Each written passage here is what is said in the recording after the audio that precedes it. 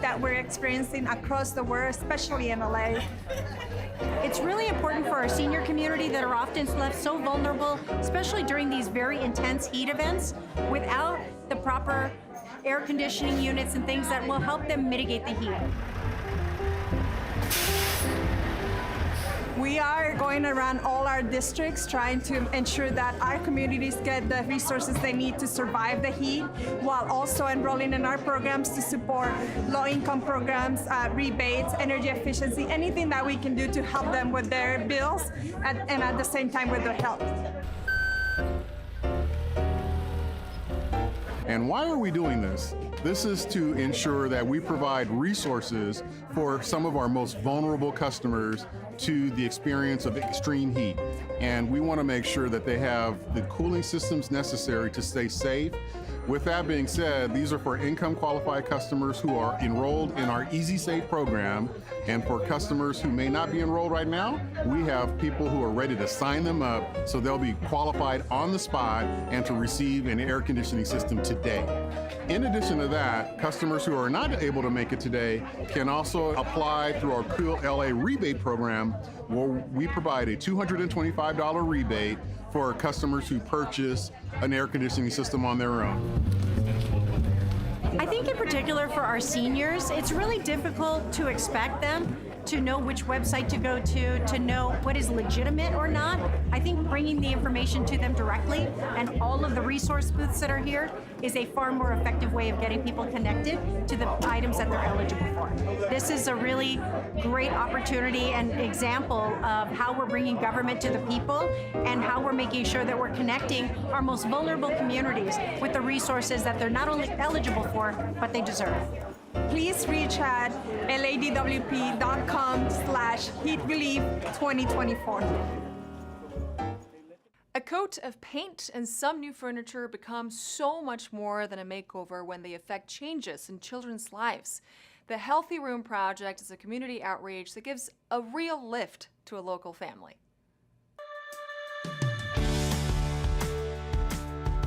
The mission of the Healthy Room Project is to provide hope and opportunity for kids in at-risk communities. We're here today in Watts with a family of 5, changing 2 bedrooms for both the mother and 2 of the sons.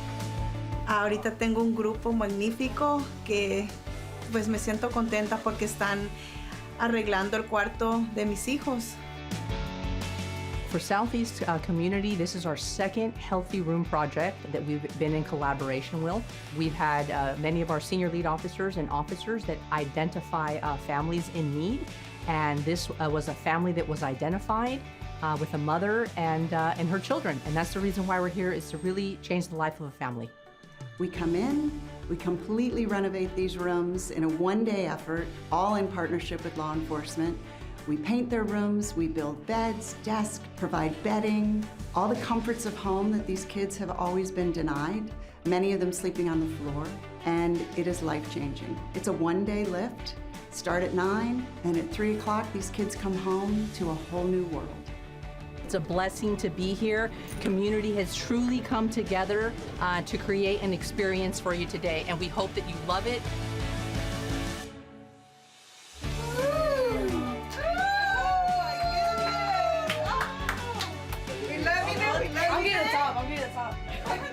Police officers, when they go into a home and it's not enforcement related, but they see that 3 kids are sleeping on 1 full bed or 1 queen bed, now we can come in under the Healthy Room Project in partnership with the police to now provide a little bit more hope and opportunity for these families, and it's a little bit of officer wellness too.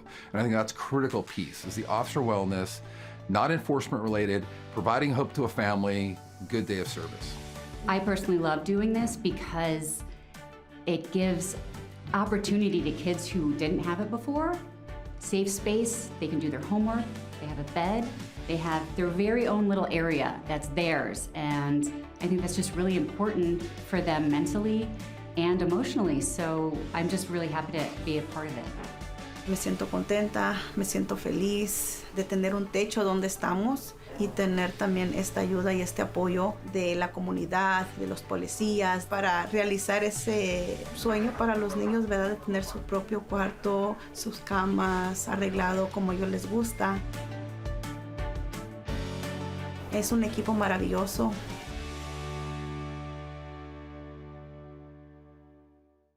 A marvelous team in collaboration with the police department, making sure those kids have sweet dreams in new beds.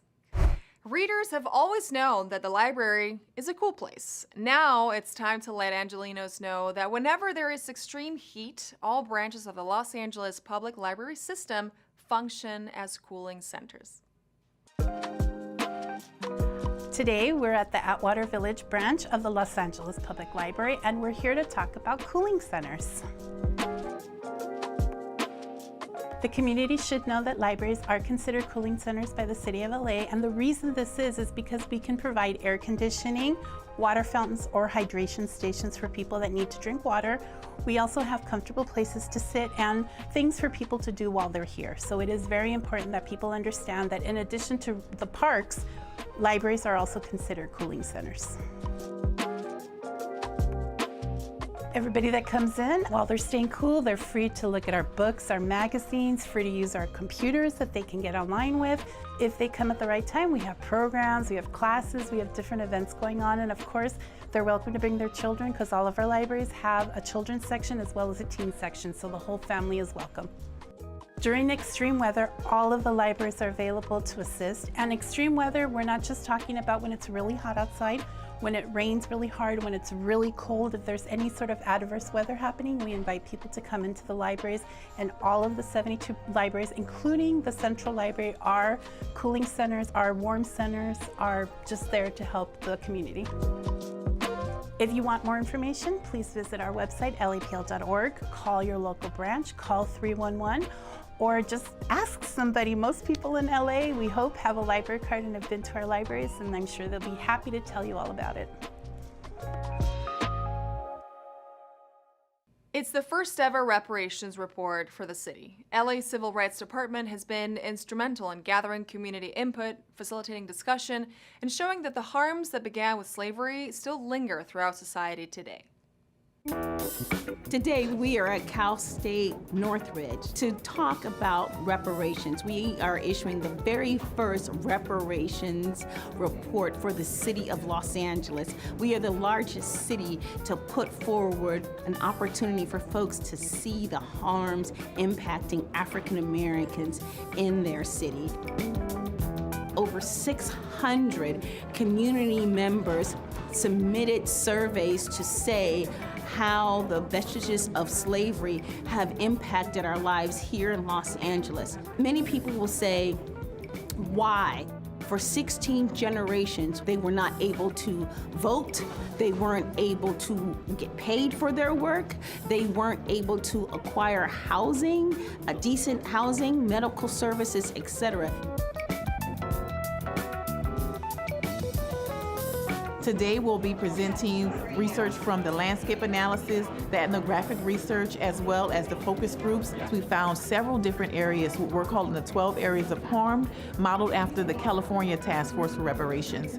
And so we'll be presenting today those 12 areas of harms, along with recommendations on how the city may begin to implement measures to atone for or provide reconciliation and healing.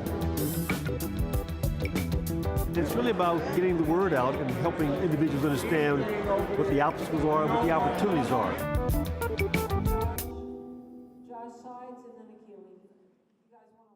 Water is a precious utility, and the Los Angeles Department of Water and Power has a unique program which offers customers free recycled water. That means no more wasting costly drinking water on thirsty plants or gardens.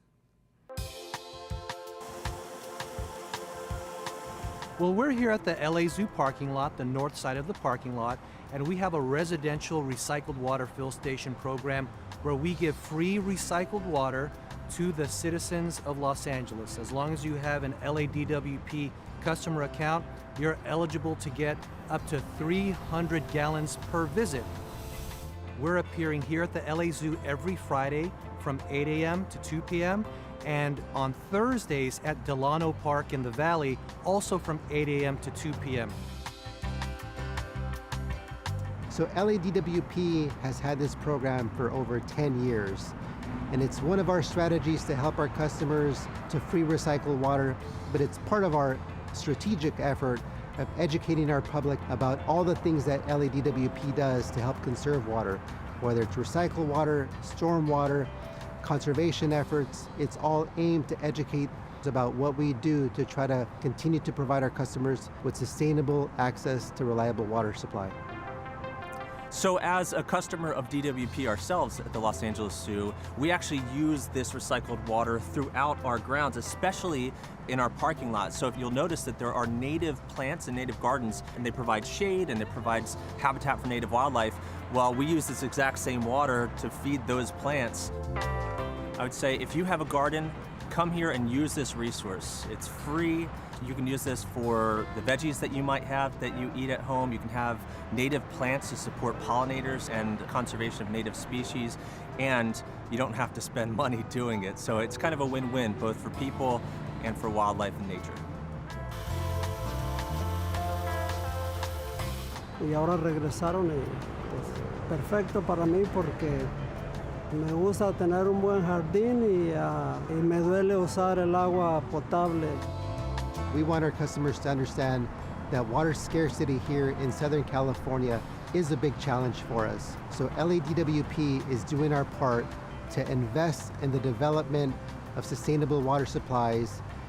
Pues deberíamos de hacerlo porque no sabemos cuándo viene una sequía y mientras más conservemos tendremos un mejor futuro.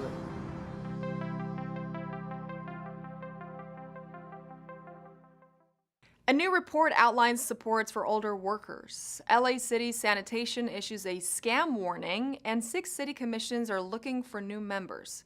These stories up next on City Beat.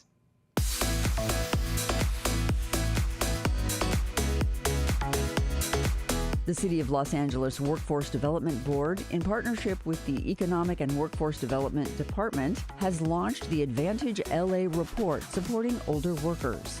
Per the report, over 50% of workers over the age of 50 experience involuntary job separation and face ageism and discrimination when seeking employment.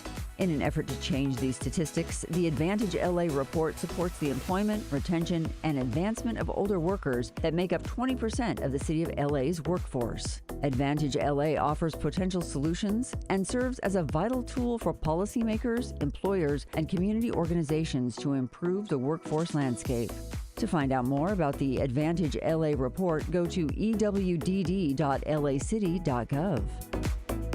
LA Sanitation and Environment, LA SAN, is aware scammers are impersonating employees and offering assistance related to the proposed sewer service charge rate increase. Official notices for the proposed adjustment have been sent through the mail directly from the City of Los Angeles, and if anyone comes to your door, it is a scam attempt. Individuals may appear official by wearing vests, carrying clipboards, and even ID badges, but they do not represent LA SAN or the City of LA. LA SAN will not come to your residence unannounced or without a previously agreed upon appointment, and residents are advised not to open your door or give out personal information. If you encounter these individuals or see any other suspicious activity in your neighborhood, dial 911 and report it immediately. For more information about the sewer charge adjustment, visit lacitysan.org/rates. If you would like to help make Los Angeles a better place to live and work, Council President Paul Krikorian invites you to join a commission. There are 54 citizen boards and commissions that oversee many of the city's functions and services that Angelenos can consider joining. Currently, there are vacancies on 6 commissions, which include the Pedestrian Advisory Committee, the Metro Community Advisory Council, and the LA Bicycle Advisory Committee. To be considered for an appointment to one of these positions, respond by email indicating which commission you want to serve on and attach a resume listing your relevant experience.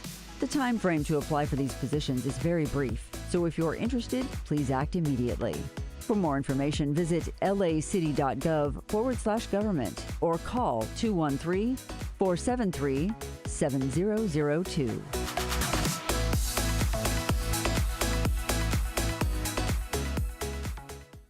Celebrating the ocean comes naturally in Southern California. At its annual Sea Fair, the Cabrillo Marine Aquarium offered everyone the chance to learn more about the ocean, see the sea creatures up close, and have a whale of a good time.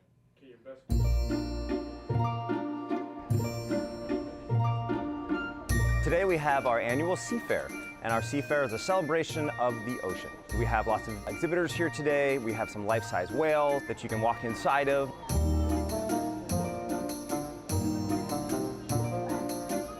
We're an experiential learning site, so we offer lots of opportunities for students to explore and to learn, you know, on their level and also, you know, at their speed.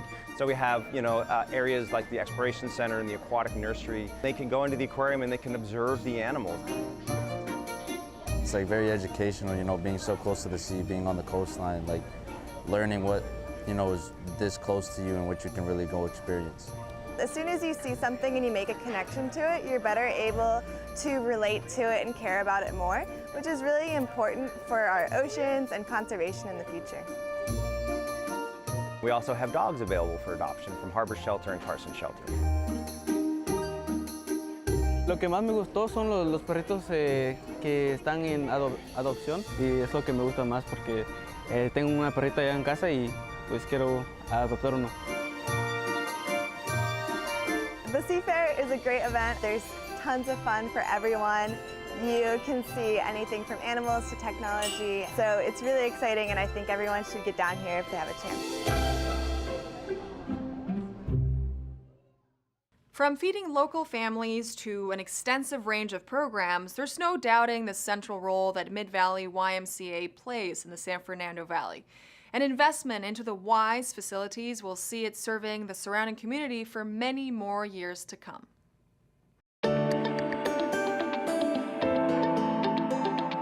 We're here today at the Mid-Valley Family YMCA announcing an investment in our community by Congressman Tony Cardenas. He secured community project funds of $850,000 that will go into revitalizing our YMCA. Our YMCA has been here since 1961 and is in major need of repairs. The services that we offer here are critical. They're not just want-to-haves, they're critical needs that we serve every single day. You can see today we have our Feed LA program. Right here, they have a food line where people are going to be here and they feed 350 families every week right here at the Mid-Valley Y. Why are they doing that? Because they're moving with the times. They realized from the people that they serve, the 15,000 families, they saw that some of them were food insecure and they didn't have enough to eat. And they're committed to doing that as long as the community needs them. The funds that the Congressman secured are going to go to revitalizing our parking lot. Our parking lot is used for so many community events and it's in major needs of repairs. The remainder of the funds are going to go towards infrastructures in our basketball court. It doesn't have AC and, you know, living here in the San Fernando Valley, we know how hot it can be. We were on the tour today and I saw a beautiful room that used to be used to like store things and stuff, but now it's a youth center. The Y has, for example, a technology center. So our youth get the exposure to 3D printers, how to podcast, all sorts of things that parents wouldn't be able to necessarily afford for the students or the youth to do at home. But here they have a safe place where they get exposed to these technologies and their skills that they're going to need for the future jobs.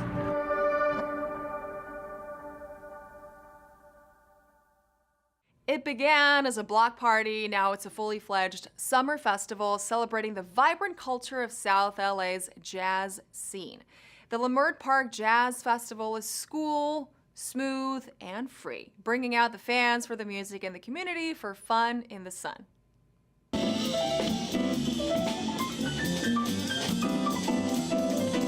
an excellent day today.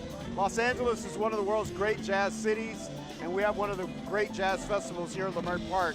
Thousands of people out to hear good music in the sunshine in our community. I was here last year and it was so good I had to come back for some more. I think what people bring to an event like this is that they bring a lot of joy, they bring a lot of interest in the music. The Jazz Fest is great. It's a local event for us and it gives us everything that we would want, especially having a family with 2 kids. They've got the play area, get to expose them to some good jazz music, the food here. It's a no-brainer, it's an easy win.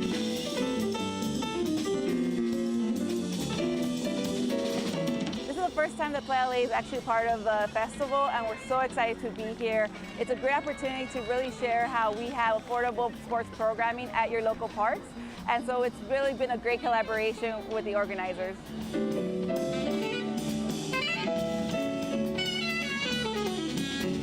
I am an artist here featuring my work, but I love the Leimert Park community. It's great. It's great to be amongst a community that I'm very familiar with. We have great food. We have really good vendors here for clothing, jewelry, you name it. So. This is a great way to meet with the community, have great conversations, understand different cultures. There's all kinds of different foods, and just enjoying each other's company and building that trust and relationship. Today's event is amazing. If you missed it this year, stay tuned. We'll be back next year. Fun in the sun, great jazz music in the heart of Los Angeles.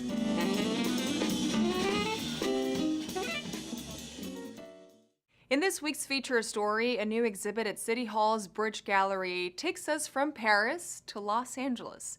Illustrating the passing of the Olympic flame was just one aspect of the creative brief that sparked these 24 winning artworks. We are at the City Hall Bridge Gallery, and we're experiencing the incredible Cultural Olympiad poster competition. And this is the exhibit that our colleagues at City of LA Department of Cultural Affairs put on for the project. We're here to celebrate an exhibit. It's really a huge celebration. It's a celebration of the Olympics and Paralympic Games and the bridge between. It is an exhibition of 24 posters that have come about through a partnership through the City of Los Angeles, the County of Los Angeles, the City of Paris, and the City of Saint-Denis. Paris invited LA art schools to be paired with the Paris Art School, EPSA. So we had Otis College of Art and Design, we had Cal Arts and Art Center Pasadena, and students in their art and graphic design programs were invited to respond to a creative brief we came up with for them to create original poster designs and original GIF animations that responded to key themes around Olympic values, the bond between Los Angeles and Paris, and the handover, as well as identifying the culture and unique identity of each region. And so after they submitted, an international jury came together to select the winning posters, and there's 24 altogether, symbolizing 2024. I'm thrilled to say that our city partners were able to exhibit the resulting posters on behalf of the city here at City Hall. It has symbolized the relationship that Paris and Los Angeles have developed, and as we are building and looking ahead towards the 2028 Olympics and Paralympic Games, seeing about the international partnerships that we can build and the ways that we can lift up and tell the story of our artists here in Los Angeles as well as in Paris. We're just so excited about this exhibition and the opportunities that we're going to have and the legacy that we're going to build and what it means for the city. It is so exciting to see what we have coming.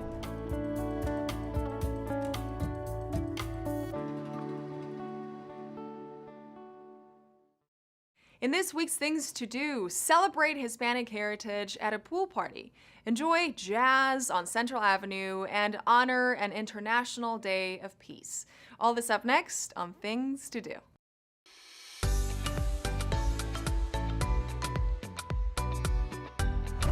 Dive into an aquatic celebration to mark National Hispanic Heritage Month. Join the City of Los Angeles Department of Recreation and Parks for this pool party taking place on Saturday, September 21st at Roosevelt Pool, beginning at 1 p.m.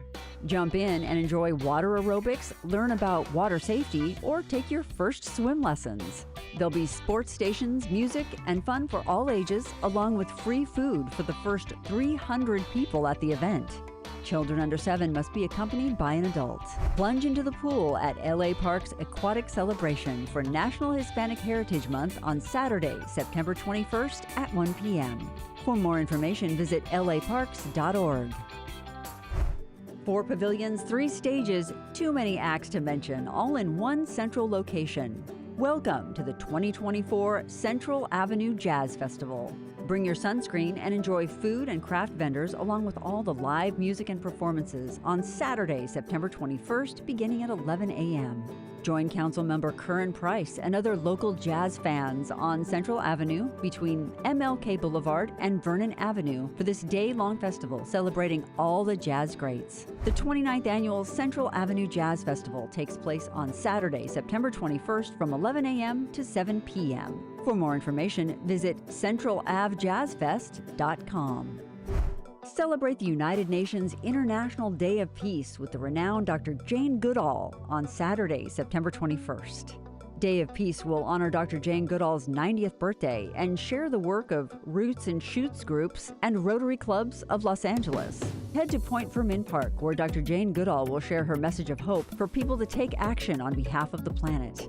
Bring your beach chair, reusable water bottles, and blankets to enjoy the live music, inspirational speakers, and engaging exhibits from local sustainable businesses. Celebrate community at Day of Peace on Saturday, September 21st from 10 a.m. to 4 p.m. For more information, visit peacedayla.org. And that's a look at some things to do.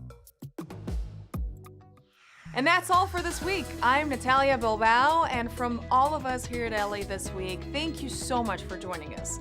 Remember that you can watch us online anytime at lacityview.org, and we're also on Instagram, Facebook, X, and YouTube. See you next time for more LA This Week.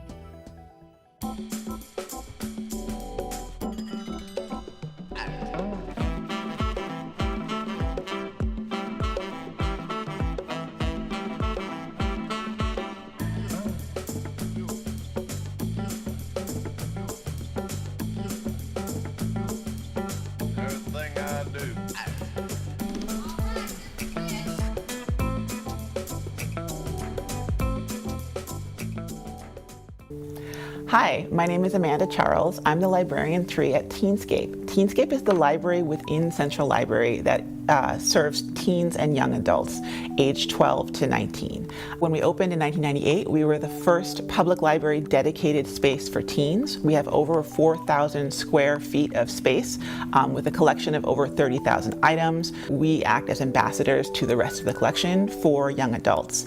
There may be some teens who are reluctant to approach a librarian in the art department. They are unaware that they can make an appointment and view materials in special collections, and so we'll often be the ones to reach out and help make that connection and introduce them to that collection. The item I brought today is it's a book. It's not rare. It's not unusual. It's called Korematsu v. the United States, World War II Japanese-American internment camps. It's part of a series on important Supreme Court decisions. I chose it because the Supreme Court is in the news a lot right now, and there's a lot of talk about how important it is to choose the right justice. Korematsu v. the United States is an example of what can happen when the Supreme Court goes wrong and how it can have tragic effects on the lives of American citizens. So if a teen came to me and they wanted to know why the Supreme Court mattered, I might choose a book from this series and offer that to them. But the thing I really wanted to point out about this book is that it has this yellow and red YA sticker on the spine. You will find books with the YA sticker on the spine sprinkled throughout the collections everywhere in Los Angeles Public Library system. However, at Teenscape, every single one of our books, all 10,000 of our nonfiction books, all 10,000 of our fiction books, our graphic novels, our manga, everything has this young adult sticker because everything in our collection is dedicated to young adults. We're where students come and learn to be researchers, and I'm really proud of that. Thanks.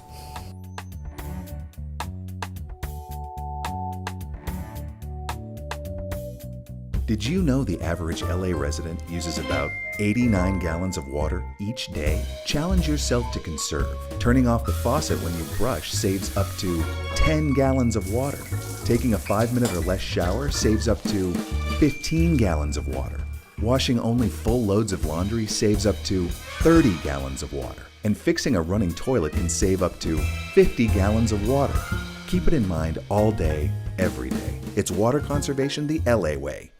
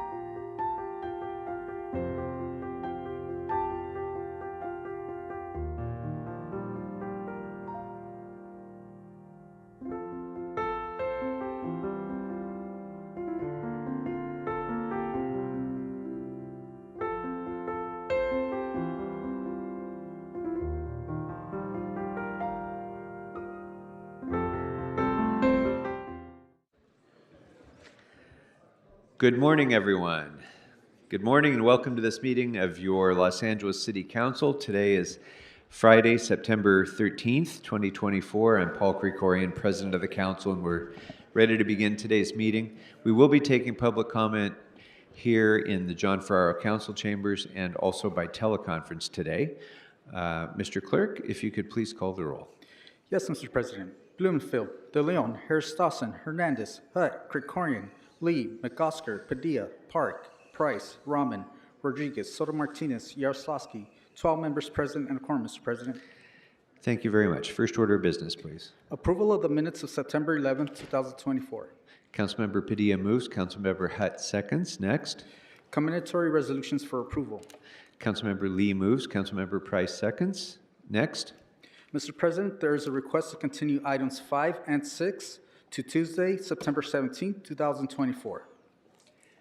Without objection, that will be the order. If we can run through the agenda now, please.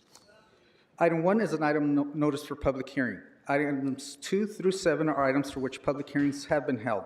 The Budget, Finance, and Innovation Committee reports for items 5, 6, and 7 have been submitted and posted online to their respective council files. For the record, there are technical corrections for items 5 and 6. The closed session description should state, the council may recess to closed session pursuant to Government Code Section 545-956.9 D2 and E3 to confer with its legal counsel relative to a proposed legal services agreement to provide legal services related to human resources, advice, and litigation. Claimant Michelle McGinnis, agency claimed against City of Los Angeles. And for item 6, the correct case number is 23 STCV 26802. Items 5 and 6 have been continued. Item 8 is an item for which public hearing has not been held. Item 9 is a closed session item considered by the Budget, Finance, and Innovation Committee. 10 votes are required for consideration. Very good, thank you. Members, without objection, those items are now before us. Do any members have items that you would like to call special? Are there any specials, members on my left? Any specials, members on my right? Councilmember Blumenfield. Yeah, item 4 for comments. 4? 4 Very for comments. Good. All right, thank you. Any other specials? Members, last chance. Any other specials? All right. Seeing none. Mr. Clerk, what's available now for us to vote on? Mr. President, the council may now vote on items 2, 3, and 7. Those items are now before us. If there are no members wishing to be heard, let's open the roll, close the roll, and tabulate the votes. 14 ayes.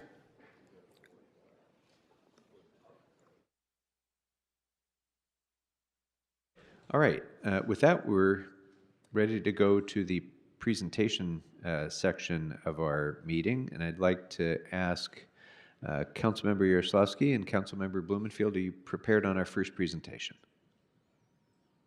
All right, you have the floor.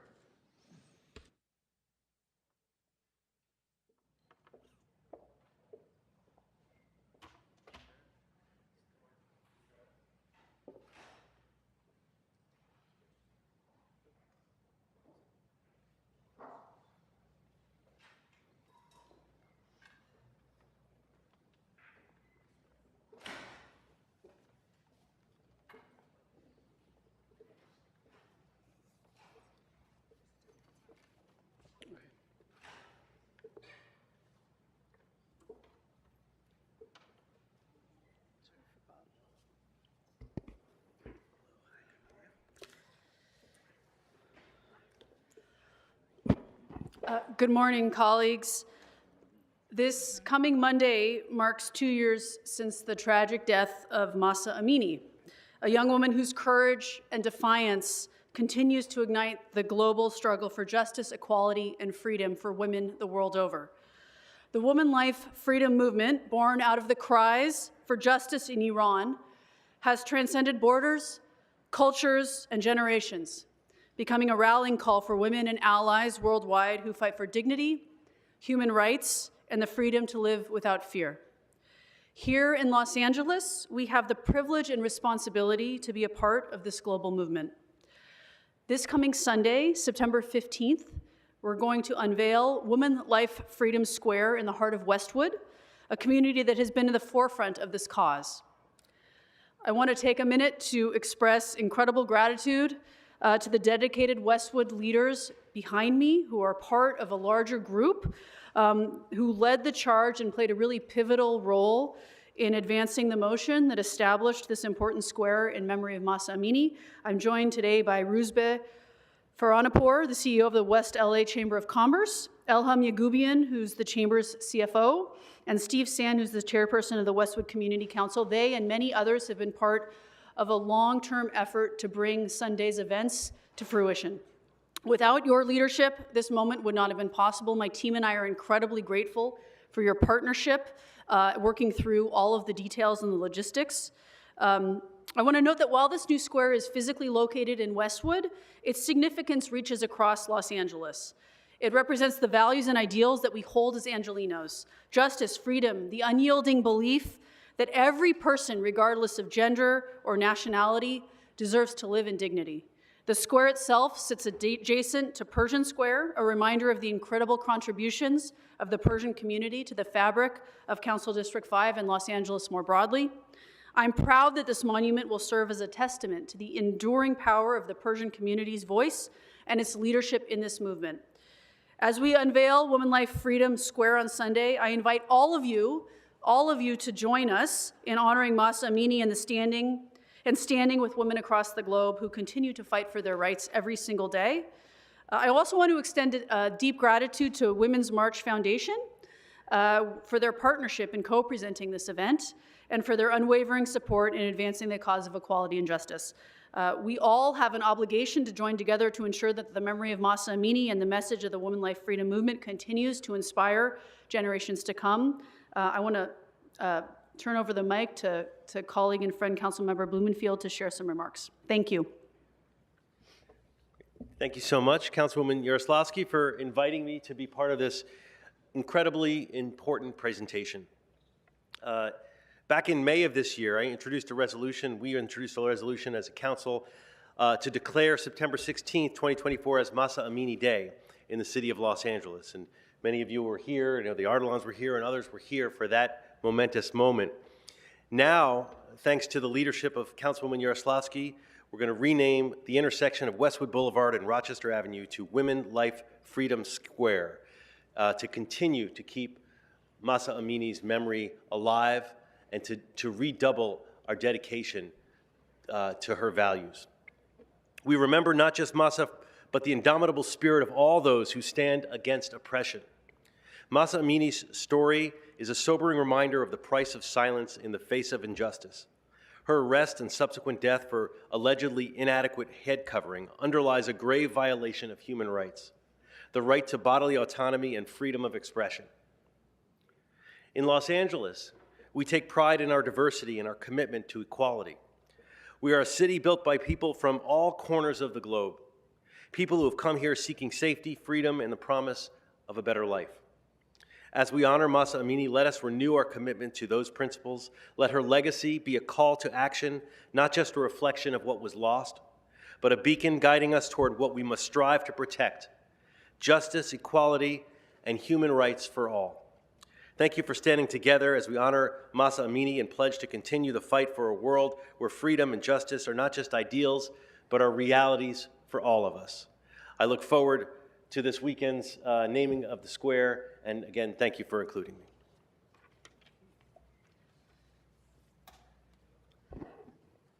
So we have some certificates. Before I close, I just want to present 3 certificates. There are more people than 3 who have been a huge part of this, but we're going to start with 3 for today. So the first is for Roozbeh. Thank you. Hold it down.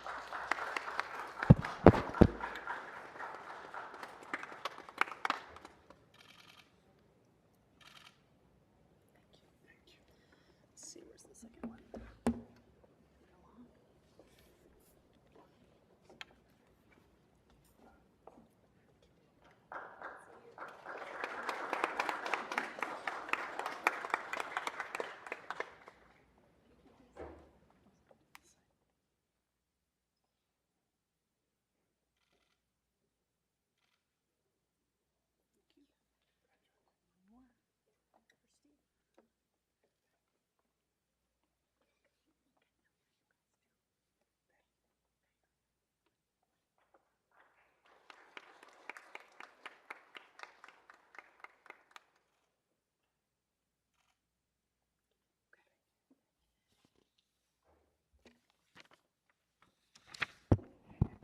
All right, so I want to thank you all for joining us today. It's an incredible honor and privilege to be putting this forward, to hosting this event, to working with all of you to make this happen and have it really be truly representative of the community as a whole. And the community, the Persian community in Los Angeles, Persian Jewish, Persian not Jewish, is varied and not monolithic, and it was a real honor to work with all different threads of the community to put this event together. So thank you so much for your patience, your partnership, and for what I'm sure will be a very successful event on Sunday. Thank you. If the colleagues have any comments to offer, I welcome them now. Thank you very much. I'd like to recognize Councilmember Rahman. I just wanted to rise and thank you both council members for bringing this event forward and marking this square in your district, Councilmember Yaroslavsky, and for all of you for continuing to ensure that we never forget Mahsa Amini's name, to make sure that we are continuing to support the struggle for freedom in Iran, but also to remember that that struggle echoes struggles across the entire world, and even those here in Los Angeles. And I was privileged enough to have spoken at some of the big events that happened here at City Hall and elsewhere in Los Angeles when the news first broke. And I was moved and inspired by the courage of those who spoke there and who showed up to raise their voice and to say that this wasn't acceptable. So thank you all so much for continuing to ensure that her memory will never be forgotten. Thank you. Thank you. Thank you, Councilmembers Yaroslavsky and Blumenfield, for this recognition. And thank you to all of you who are continuing this struggle for basic human rights in Iran. You're an inspiration not only to people there, but to people here in Los Angeles and throughout the world who care about those issues along with you. So thank you very much for being with us today. All right, that will bring us to our next presentation, which is being led by Councilmember Rahman. Are you prepared, Councilmember Rahman? Please, you have the floor.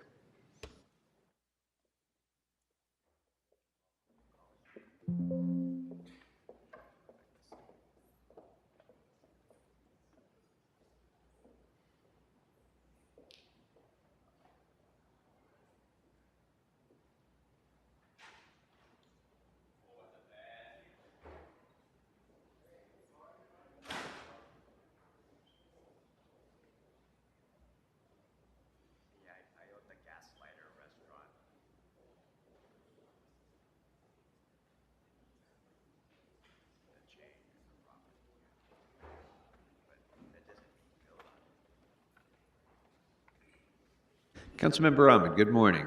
Good morning. Thank you. That took a moment. Welcome. Welcome, welcome, welcome. So I want to welcome today our partners at MySafe LA and at the Los Angeles Fire Department in order to recognize that this is actually Smoke Detector Awareness Month. And while that might seem like a mundane thing to recognize and to think about, it is actually such an incredibly important part of keeping our city safe. Properly installed and functioning smoke alarms and carbon monoxide detectors save lives. And in fact, a working smoke alarm can actually double your chances of safely escaping a home fire, which is an incredible statistic.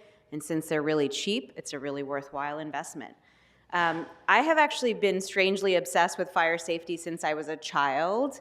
I charted out escape routes from the apartment where I grew up in and told everyone in my building about how to leave. And, you know, Council District 4 is a very, very high fire risk district, huge hillside areas, many, many areas that are very, very much at risk during wildfire season. So in some ways, it seems apt that I was elected the council member for this district.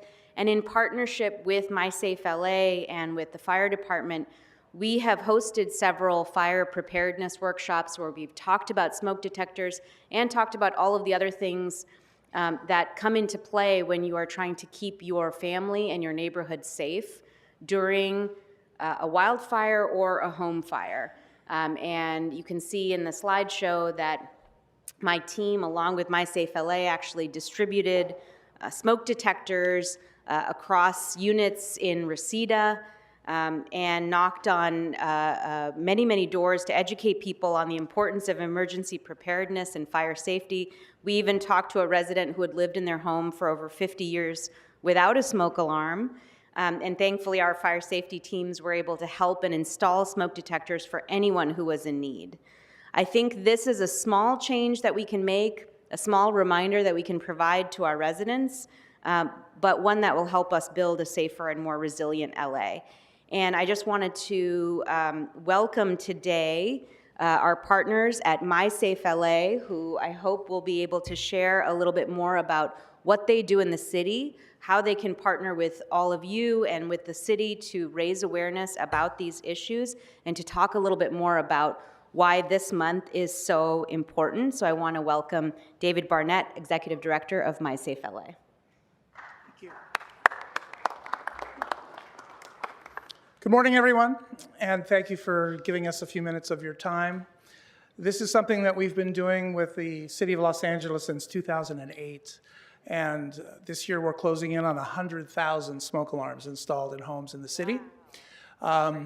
During the last year, we've been part of a new initiative in Los Angeles. It's called Operation Save a Life, and it includes Kidde, the manufacturer of smoke alarms and CO detectors, ABC7 and the Home Depot, along with LA County and LA City Fire.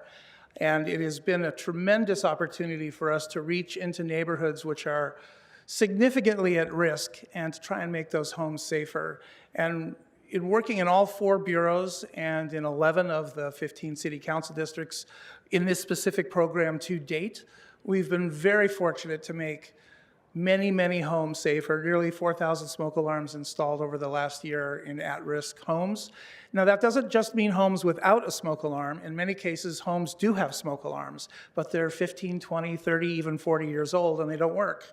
So our team, many of them behind me here, who do this work and who care so much about the people that they visit with, are very, very proud of what they're doing. And the effort that we've expended during the last year has led to Kidde announcing that they will renew for the next year and provide another $100,000 in smoke alarms. We will also purchase about $100,000 in smoke alarms specifically for the city so that we can help make it safe, which this is one of 2 huge initiatives for us: smoke alarm, home safety, and wildfire safety. And one of our tremendous partners has been Deputy Chief Rich Fields. He was the Deputy Chief for West Bureau, and now he's in Central Bureau. And I'd like to ask him to say a couple things if he'd like to. And I'd be honored to. Again, Richard Fields, Deputy Chief of Operations Central Bureau, Los Angeles City Fire Department. And I just want to echo Councilwoman Rahman's sentiments about the collaboration and the value that MySafeLA plays in our effort to, it's not just, a safe community is not just about our response as your fire department. It's about educating the public and letting them know what they can do to be prepared for an emergency. And without MySafeLA, we just would not be able to do it as effectively as we do. So we are very thankful for the partnership and the collaboration of MySafeLA, as well as the council offices in supporting our efforts. And just want to echo the thanks and the acknowledgement for the efforts that MySafeLA is doing. Thank you very much. Thanks. And I believe we have a brief video to play about these efforts. ITA, do we have that ready?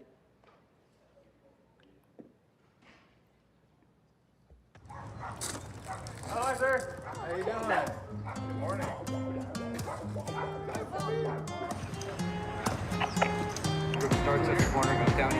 Our organization, MySafeLA, has been installing smoke alarms for free for 16 years. We're closing in on 100,000 smoke alarms installed into homes in the greater Los Angeles area.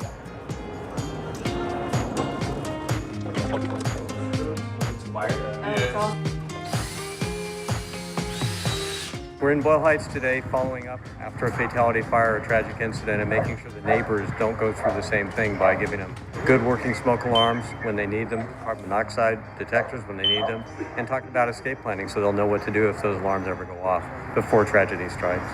It's coming, right? Let's say the smoke is coming down, and now it's at my nose and I can't breathe anymore. I'm gonna get down like this close to the floor, and then I'm gonna start crawling. You guys wanna crawl?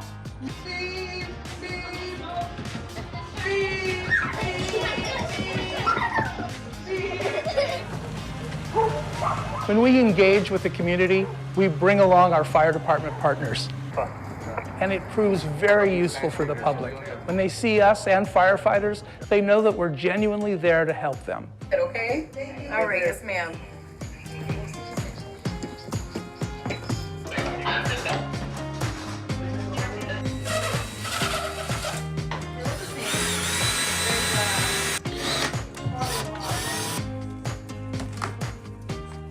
Operation Save a Life is a joint effort of MySafe LA, the LA City and County Fire Departments, KBC TV Channel 7, Home Depot, to make sure that thousands of households in the LA area, the Southland, have good working smoke alarms and carbon monoxide alarms. With that combination, there's very little need for people to get into bad trouble in fires. Y se va a apagar. Oh, y eso, queda. Sí, ahí queda. Oh. Thank you, sir. Yep. So while we have been installing smoke alarms for 16 years, our involvement with KIDA and Operation Save a Life is very new. It just started in July of 2023. And yet in the past year, we've exhausted the entire supply of smoke alarms.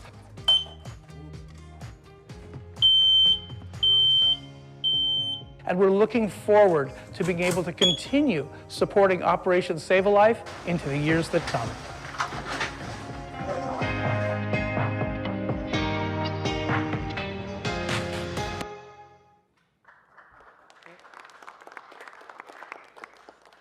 So I just wanted to underscore that number, 100,000 smoke detectors installed. That is incredible, and I just want to give them a huge round of applause for that work. And to say that I think for all of us, this is a resource. You know, when I first started, I didn't know much about MySafe LA. But since over the last 3.5 years, we've partnered with them on so much that has helped us help residents directly at their doors, and they're willing to do that work. So I want to encourage everyone in the city to lean on them because they do their jobs so incredibly well, so incredibly thoughtfully, and I just couldn't be more grateful. And Smoke Detector Awareness Month is a really good time to underscore that. Fantastic. Oh, Thank yes. you. Thank you very much. Before you close, Councilmember Elman, I would like to recognize the Chair of our Public Safety Committee, Councilmember Rodriguez. Thank you very much. Thank you, Ms. Rahman. And yes, MySafe LA is an incredible resource, and it's good to see you all. Right after the La Tuna fire, when I took office, I was 50 days into office, and we had the first major wildfire in the city's history. Once that fire was contained and out, and we started working on recalibrating emergency evacuation efforts, we partnered up with MySafe LA, and we went into Sylmar because there were areas that had thankfully been spared from the La Tuna fire, and we wanted to be very thoughtful and proactive about making sure that those smoke alarms were installed in those residences, particularly because Oak Ridge Mobile Home Park had been decimated in a fire about a decade prior. And so it's always, for hillside communities, it's always top of mind. Unfortunately, people don't always take advantage of the opportunity to just do, it's like every emergency thing. It's kind of one of those things that you forget about and you don't plan for. Not everyone is like little Nithya Raman as a child, planning for these things and planning those escape routes. But it's an important activity for a lot of kids to do because it helps to bring greater awareness for families. So it's a good instructional piece for families to prepare. And so I remember we were out in Sylmar canvassing, and MySafe LA was doing their installs. 50 days later, the Creek Fire broke out. And those and all of those areas that we had canvassed, that we had installed the smoke alarms for, those areas were evacuated. And I remember residents saying, thankfully, you guys were here, because when it came up into the canyon areas, those areas were among the first to be evacuated, and those were very important. And so My Safe LA has been a fixture in my district each and every year from the moment I took office back in 2017. But I also want to remind everybody, because our fire department is so overstretched in their resources. For anyone preparing a blue book, they are so overstretched in resources right now that we really need to rely on the collaborations and support of nonprofit organizations that do the work like this to help ensure, and the residents to do their part. You know, from the home hardening efforts to ensure that when there is wildfires, that those embers don't end up in an attic and then all of a sudden there's more work for the fire department to do. These are proactive measures that everyone can take, and it's responsible for everyone to start looking at their part in how we make a safer Los Angeles. And so I want to thank you for bringing them in to be recognized. You guys do that work very quietly in each of our neighborhoods, and thank you for doing it. And thank you for this congratulations on this incredible milestone. Thank you. Councilmember Hernandez. Thank you, Council President. Thank you so much, Councilmember Rahman, for bringing in these amazing folks. Thank you, Chief Fields, for joining them after a really busy morning as well, being on the district. You know, we've had this team come out to Mount Washington, which is one of our high fire severity zones, giving out this information, connecting with the community, making sure folks know what evacuation routes look like, what they could be doing to prepare. So I'm eternally grateful for all the work y'all do. The smoke detectors is a big deal. Mm-hmm. I come from a Latino home, where those kind of things are not things that our family looks to investing in, right? Like it took us many years to get some of these smoke detectors in my house, but that took education. And so the work y'all are doing is breaking barriers, especially for a lot of our families that are not accustomed to having these tools in their home. So thank you for doing that and for keeping our community safe. Really appreciate it. Thank you. Thank you.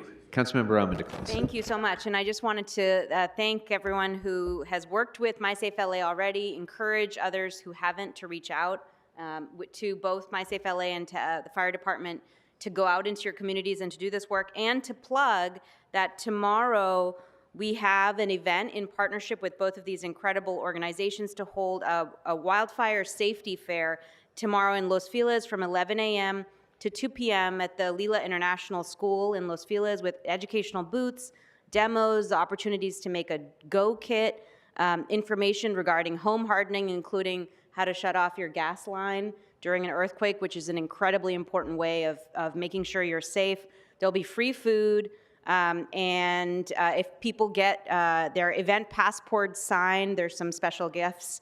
So you can go to bit.ly/CD4FireSafe to sign up, but also you can just show up tomorrow. And any of you who are sending out your newsletters tomorrow morning, I get all your newsletters. I know they go out Saturday morning. Please do include it if you can. Thank you all so much. Thank you very much. Thank you all very much for being here.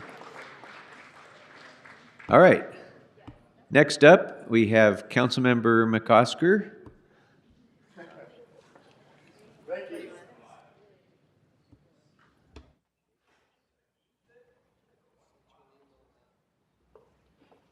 Councilmember McOsker, good morning. Good morning, thank you. We have guests.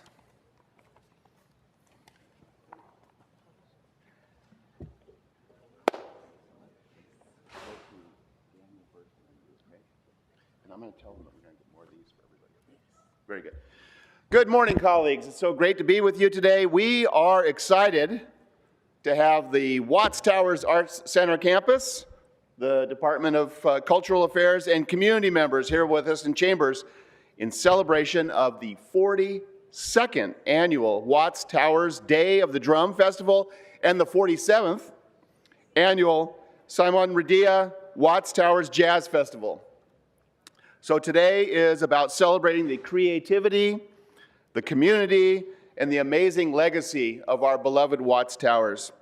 The towers are a collection of 17 interconnected structures located in Watts. The stability of the entire monument is ensured by its innovative architectural design embodying the universal structural principles that are found in nature, replicated right there at the site. They were created by Simon Rodia, an Italian immigrant with a serious passion for art. He was a true pioneer, and he began building the towers in 1921. For over 30 years, he built the towers by hand, using all kinds of recycled materials like bottles and tiles and even seashells. His unique and imaginative approach turned what started out as just a personal project into a beloved landmark that captures the essence and the creativity of determination and of our community. Since coming to the world's attention in 1959, the site has become the focus of cultural and aesthetic movements addressing issues of social and economic justice. To this day, the towers serve as a symbol of freedom and creativity for the local Black and Latino communities and our entire community, our entire region throughout the city of Los Angeles. The Watts Towers are a National Historic Landmark and also listed on the National Register of Historic Places and the California State Historic Monument. It's a California State Historic Park, and of course, a Los Angeles Cultural Heritage Monument. But the towers are really, if they were art, that would be enough, but they're much more than just art. They're a symbol of what happens when you mix a vision and dedication and tremendous amount of hard work. They became an organic treasure in the community and remain a treasure for our entire city, our region, and the world. We are going to hear from the Watts Towers Art Center about how they are keeping that spirit alive. But first, we have a short video that illustrates the magic of these beautiful towers. Let's roll tape.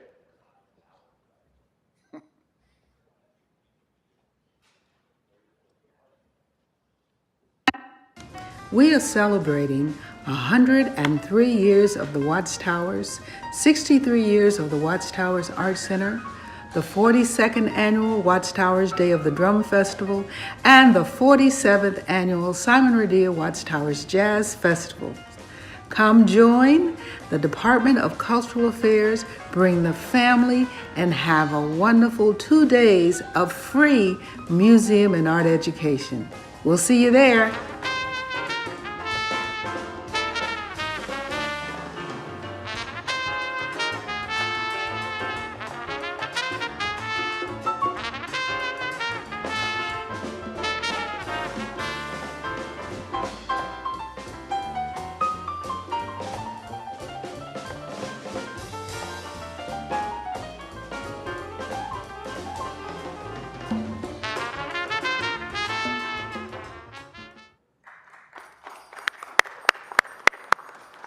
The towers attract over 40,000 visitors a year from across the nation and really around the world. They bring artists and poets and musicians, architects, social and cultural historians.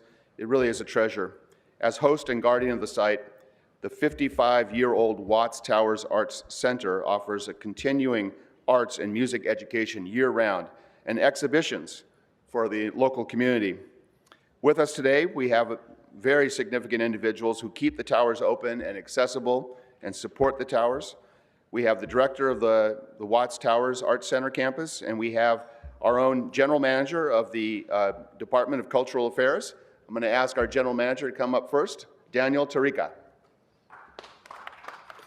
Thank you so much, Councilmember McOsker. We are so excited to be here today to be celebrating the Watts Towers Art Center campus and the 42nd Annual Watts Towers Day of the Drum Festival and the 47th Annual Simon Rodia Watts Towers Jazz Festival this coming at the end of the month. This is the 103rd anniversary of the Watts Towers, and the Department of Cultural Affairs Watts Towers Art Center campus has been the sentinel for the tower since 1961, when community artists began providing arts classes to children there on site. There are so many important moments to celebrate, and these festivals are truly a part of the cultural fabric that we have here in Los Angeles. Each year, we come together to celebrate, to enjoy the creativity and artistry of the music and talent of the musicians, view the exhibitions in both the Watts Towers Art Center campus and the Charles Mingus Youth Arts Center, and we take in the sights, the smells, and the delicious food and the artisan vendors. So today we want to really give a huge thank you to our team at the Watts Towers Arts Center campus, to Rosie Lee Hooks, to Rogelio Acevedo, and our team there. We want to say a huge thank you to our friends of the Watts Towers Arts Center as well, that are here joining us, and without all of them, we wouldn't be able to do this. And I also want to give a big thank you to our producers of the festivals, who have helped make the festivals so memorable. And lastly, we also want to recognize Robin Strayhorn for her beautiful work on the artwork that you see on the flyer, as well as for the exhibition that she has provided. So thank you all, and thank you again. Thank you.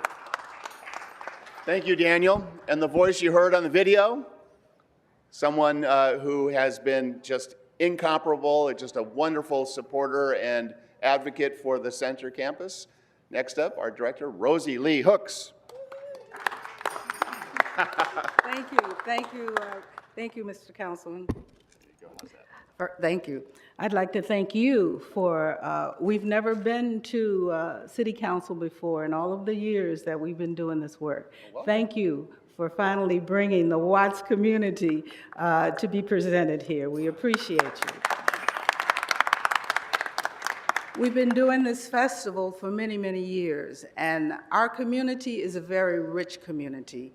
Many people still come down looking for 1965, but we're in 2024 right now, and providing wonderful museum and art education opportunities that sway our young people from being homeless, from being scared to come out. We have a safe, nurturing environment that we provide for our young people in all of the disciplines of the art. And we've been doing that for many, many years. I invite all of the council people to come out to see us.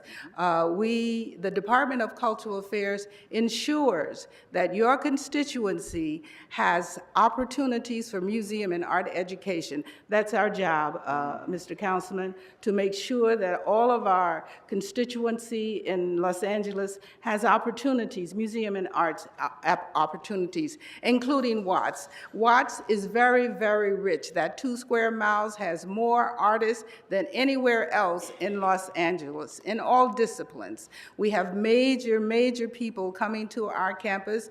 Many times we have more foreign visitors than domestic visitors, but we service all of Los Angeles County, all of California, all of the United States of America, and the world in general. So sometimes, unfortunately, local people don't even, we're the best kept secret in LA sometimes. Come down to see us. We have a lot to offer, and these people behind me are part of the team that makes sure that we continue to offer these opportunities to our young people and our families. You met Robin Strayhorn, who's a phenomenal artist. We have her exhibition in the Noah Purifoy Gallery, A Woman in Charge. Come down to see us. We have Rogelio Acevedo and Patrick Taylor, former students of the Watts Towers.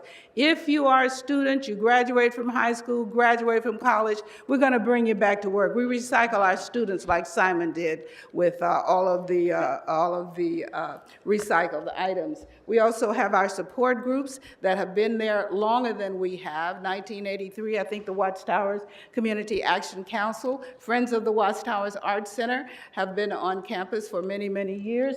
And we have Ms. Nedra Wheeler, who is one of our teachers. Phenomenal, phenomenal basis. She's been working with, I can't even remember all of the phenomenal world-renowned musicians that she works with. In addition to teaching our classes on the Watts Towers Art Center campus, Rudy Barbie is president of the Friends of the Watts Towers Art Center, and Kai El-Zabar is in charge of our vendors. Vendors are very important for us. We don't do little tchotchke vendors. We do fine art vendors. So we are continuing to present those opportunities to our community. They don't have to go outside to LACMA or MoCA to see fine arts. Come to the Watts Towers Art Center. You can see fine art. Also, another very important aspect of our festivals is we don't do food trucks. We do vendors who can cook, and we smell all of the aroma in the community all day long. So these festivals are very special. Come to see us. We have phenomenal classes. We're the oldest partner with CalArts. We have an animation program. We make the best animation pictures in LA. We've also, the Department of Cultural Affairs has also been documenting culture in all of your districts. We did the first 3 Cuban cultural festivals. We did the first 3 mariachi festivals, tango festival, Griffith Park Centennial, Wilshire Centennial. We've done all those festivals, and along with Channel 35, we've documented those events. So we have an archive of wonderful activities that have gone on in your communities that are available, and we'd be glad to share them with you at any time. But come down to see us. We'd be glad to have you. Councilman, thank you again for recognizing us and understanding how important Watts is, not only to Los Angeles, but to the world in general. That's right. Thank you, Rosie Lee Hooks. That's the kind of advocate you want for a city asset like the Watts Towers. I want to give my colleagues an opportunity to speak if they would like. I just want to point out, though, we have programs. We get programs out to everybody. It's 2 Saturdays and a Sunday from now, 2 weeks from now. The Day of the Drum Festival on September 28th and the Jazz Festival on Sunday, September 29th. We'll get programs for all of you, for your constituents, and for your field offices. Thank you very much. Thanks for the invitation to spectacular events, and thank you all for being with us. We do have a few members who'd like to speak, starting with Councilmember Price, followed by Councilmember Hutt. Thank you, Mr. President. Councilman McCosker, thanks you for bringing the Watts Art Group in today. They are really a shining star in our community. We know the hard work that goes on and the support that it receives, not just from the community locally, but from around the world. Rosie is certainly an angel.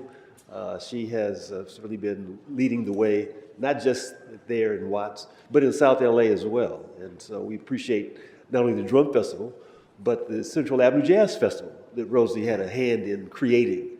Incidentally, we'll be celebrating 30 years, celebrating the 29th year this year, 30 years next year. So we look forward to collaborating together. But again, just talking about the importance of art and the role that it plays in our community. And so, again, hats off to the extraordinary efforts at the workshop that you've continually done.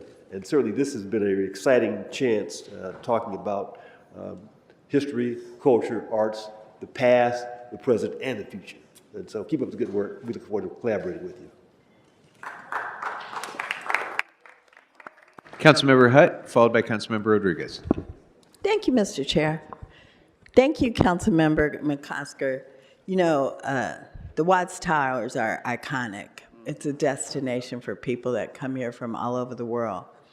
And it's really exciting that this group has carried on the legacy of the jazz and the drums, and I'm just glad that you're bringing them in to honor them, to remind everybody in the city of Los Angeles where they can go and how they could enjoy this time. And I'll try and figure out how to get there and celebrate as well. Thank you so much. Thank you. Thank you. Councilmember Rodriguez. Thank you, Mr. McCosker, for bringing in these individuals that are stewards of a wonderful treasure for our city. And thank you so much for, I know how tight it always is financially to be able to produce events. One of the biggest challenges that we have when we talk about all of our priorities, cultural activities always seem to fall off in terms of priority list, but those are among the most important outlets for communities. And I want to thank you all for helping to continue to uplift and pull together these events that ensure that the community can be seen, can be heard, but that this significant, iconic venue in the city of Los Angeles continues to get the recognition that it deserves. You know, I was really excited when we created back in 2020, I had commissioned a Los Angeles version of Loteria. And in that game, we had Las Torres. We featured the Watts Towers. because it is an iconic for both, for Watts, but all of Los Angeles. It's an important, iconic venue that every community should be celebrating, and so I'm happy to see the integration of mariachi programming and ensuring that it is a place for all Angelinos to find themselves in, because it is an important and special place for all Angelinos. So I just want to thank you for continuing to work on that programming to make it a real centerpiece of cultural activity for Los Angeles. And thank you for all you do to ensure that it continues to be a place where everyone can find their voice. Congratulations on this wonderful celebration of programming. Thank you very much. Councilmember McCosker to close. Thank you very much. I know this is about the Drum Festival and the Jazz Festival, but this really is about the centerpiece, the Arts Towers. If you haven't seen it, I would commend to you the film I Build the Tower. It was directed, written, and produced by Edward Landler, and it tells the story. And even though I feel like I know a lot about LA, what I didn't remember is that the reason why we have the Watts Towers today is that we, the city, tried to tear it down. And we couldn't. We couldn't pull it down, which is such a great symbol for our Watts community and for so many of our communities, because it's organic and it's real and it's beautiful. And folks might try to tear it down, but you can't tear down Watts. And out of that comes not just the Watts Towers preserved, but the center, the Arts Center. Because the center it would be enough if it was about the towers, but it's about so much more than the towers. It's about the arts programming. It's about, just as we recycle materials and build the towers, we recycle people in the best possible way, and you can't tear them down either, right? And so the Drum Festival and the Jazz Festival are just part of that, what has grown up around the towers, the thing that we tried to but couldn't tear down. So come on out, we will get you the programs, bring your communities out, and let's have a great time. Thank you. Let's hear it again for the Watts Tower Center, Arts Center, for the department, and for the community. Thank you very much, colleagues. All right. Thank you all very much for being with us, and best wishes for great success for the festivals. All right. I'd like to go next to item number 9, which is our closed session item. And I'd like to ask Councilmember Blumenfield if the Budget and Finance and Innovation Committee has recommendations with regard to item number 9. Mr. Blumenfield? Sure. Let's see, which one is item 9? Oh, yeah. No, the council heard, the Budget Committee heard this went with the city attorney's recommendation. I think we can hear this in open session and recommend an aye vote. Very good. Members, do any members wish to call item 9 special for closed session consideration? If not, let's go ahead and read in the recommendation. Thank you, Mr. President. For item 9, in the case entitled T.S. A Minor et al. Versus City of Los Angeles et al., there's a recommendation to expend up to $6 million in settlement. All right. That item is now before us. If no members wish to be heard, let's open the roll, close the roll, and tabulate the votes. 15 ayes. Thank you. And then I'd like to go next to item number 4 and recognize Councilmember Blumenfield for comments on item 4.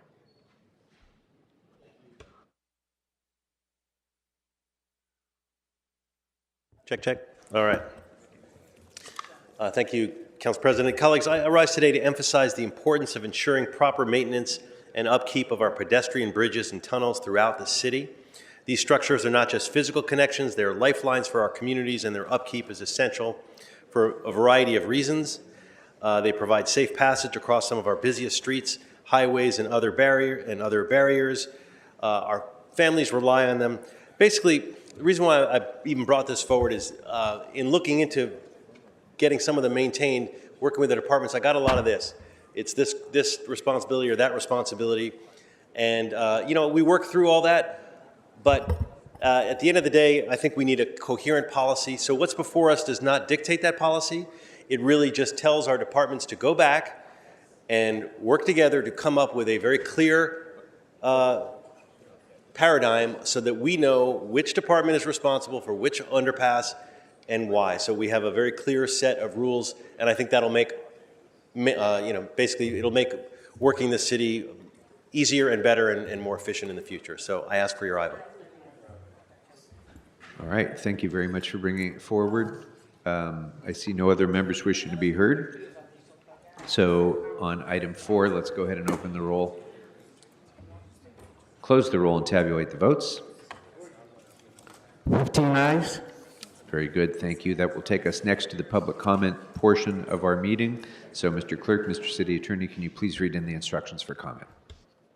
As indicated on the agenda, members of the public wishing to offer public comment should call 669-254-5252 and use meeting ID number 160-535-8466 and then press pound. Then press pound again when prompted for participant ID. Once admitted into the meeting, press star 9 to request to speak. When it is your turn to speak, an automated Zoom voice will ask you to press star 6 to unmute. Let me repeat, call 669-254-5252 and use meeting ID number 160-535-8466 and then press pound. Then press pound again when prompted for participant ID. Once admitted into the meeting, press star 9 to request to speak. When it is your turn to speak, an automated Zoom voice will ask you to press star 6 to unmute. To people providing public comment, when it is your turn to speak, either at the podium or on the phones, please state which of the agenda items you'd like to speak to. You will have 1 minute per item, up to 2 minutes total for the items open for public comment. And again, that's 2 minutes total because there are only 2 items open for public comment today. For the items open for public comment, we will tell you when your time is up. When speaking on the agenda items, you must be on topic. Our goal is to get through as many speakers as we can. If you are not on topic, or if we cannot tell whether you are on topic, you will get 1 brief warning from me or the council president. At that point, you need to get immediately and clearly on topic. If you do not do so, or if you again stray off topic, you will forfeit the rest of your speaking time and we will move on to the next speaker. The items open for public comment are items number 1 and item 8. Again, the items that are open for public comment are items number 1 and item number 8. Members of the public may also speak for up to 1 minute for general public comment. During general public comment, members of the public may speak to any of the items or anything else in the city's subject matter jurisdiction. For members of the public calling in, when it is your turn to speak, an automated message from Zoom will prompt you to press star 6 to unmute yourself. If you do not do so, council staff will prompt you once more. At that point, you need to immediately unmute yourself, or unfortunately, you will forfeit your speaking time and we will have to move on to the next caller. Finally, because of a brief time delay between the live meeting and the broadcast, 2 things are important. First, while waiting for your turn to speak, please keep an ear to the phone so you know in real time when it is your turn to press star 6 to unmute. Second, if you're listening to this meeting on another device, please turn down the volume on that device immediately when it's your turn to speak. Between the time delay and feedback, it will cause a great deal of confusion if you continue to listen on your other devices. Thank you. All right, in a moment, I'm going to call a list of names. As I call your name, you can make your way to the left-hand side of the chambers. You don't need to speak in the order that I call you, but please don't line up until I do call you. But before I start calling names, for comment, I would like to recognize the first name, which is Councilmember McOsker. Thank you very much. Colleagues, I want to first of all thank the Mayor's Office for bringing a great group of individuals to City Hall today for a tour and for an opportunity, I think a bit of a surprise, to come into council and be introduced.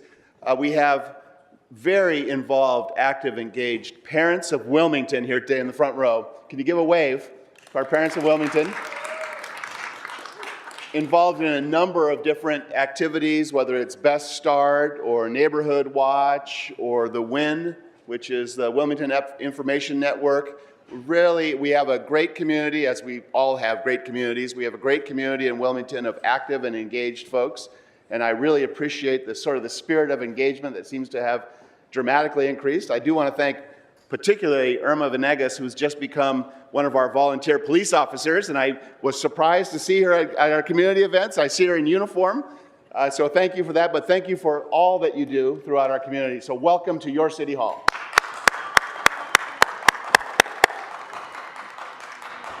Thank you very much. All right, so I'm going to call our first speakers, which are Donald Harlan, Andrew Ruddick, Angela White, Stacy Segarra Bollinger, Christopher Michael, Deanna Sullivan, an anonymous speaker who just signed up with a question mark,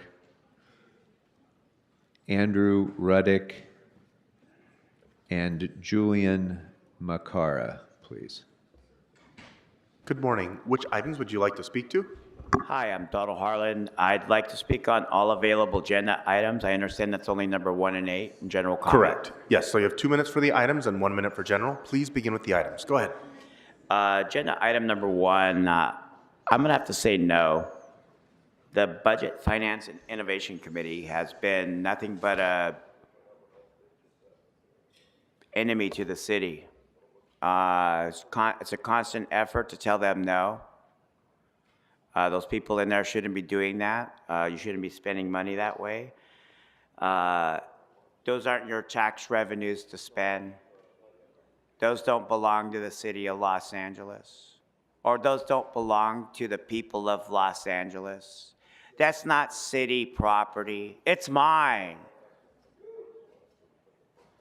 I have to be paid before anybody can appropriate anything. And I think it's ridiculous. Oh, look, there's $8.6 billion going into the city, but that's not for you to spend or to plan or to appropriate. I'm gonna have to say no. That's my money, I need to be paid. Agenda item number 8. The Mario Lopez star on the Hollywood Walk of Fame. Yeah, I don't really appreciate idiots in the city trying to say who's a celebrity or who owns this, who deserves a star on the Walk of Fame or who doesn't. There's nobody here that should be doing that except for me. And Mario Lopez is a known bully.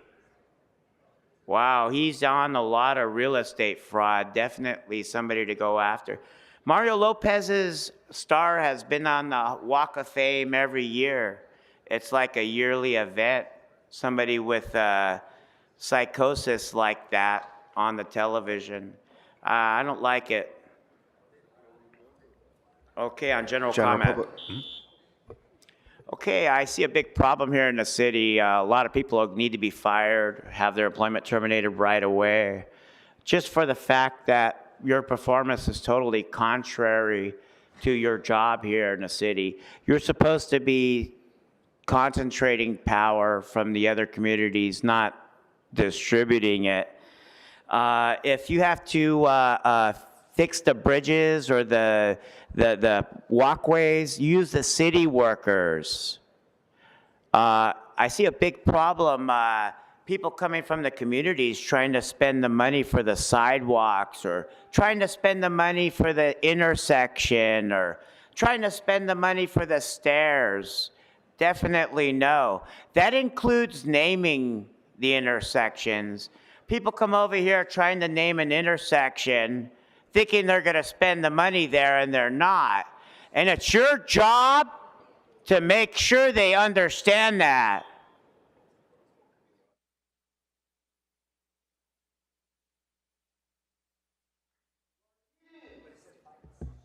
Hi.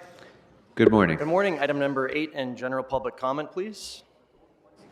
So you have 1 minute for the item and 1 minute for general. Please begin with the item. It's 1,346 days since January 6th, and this council is currently condoning an illegally installed honorific on our public sidewalk to a white supremacist fascist who attempted a coup against the United States. That's not Mario Lopez, that's Donald Trump. And you're doing that willfully. But Walk of Fame item number 8 is also not in accordance with the city's laws and policies governing the city-owned Walk of Fame.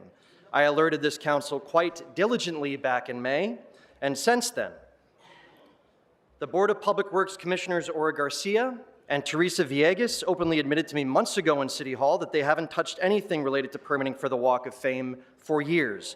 Multiple inspectors with BSS told me they wouldn't enforce these violations because their superiors didn't see it as a priority. For 26 years now, according to records, the city has been violating sections 28.04B and D, 67.29 and 62.105A of the municipal code, but don't take my word for it. General? Just look at the BOE report's signature in front of you that I printed out 35 copies of for consideration. Wesley Tanagiri, whose name is listed on a report dated August 25th, resigned in June. Yet you have an unknown signature, which if anyone knows the name of that signature, you can let me know, but it's illegible, signing for the resigned Central District engineer, who is not the city engineer, an alleged further violation of Municipal Code Section 62.105A. And obviously this report was not adopted by the Board of Public Works because it would say so if it was, but it does not. So please stop protecting bad faith nonprofits and start following the law. If you think you're in the right, why hasn't anyone from council explained to me how this process is following the law? Where's your due diligence? Where's your care? And lastly, on the city attorney issue, the city attorney should not be given any taxpayer dollars for a frivolous lawsuit involving an employee who tried to let them know about their ethic violations. That's just ridiculous. Thank you. Thank you. Next speaker, please.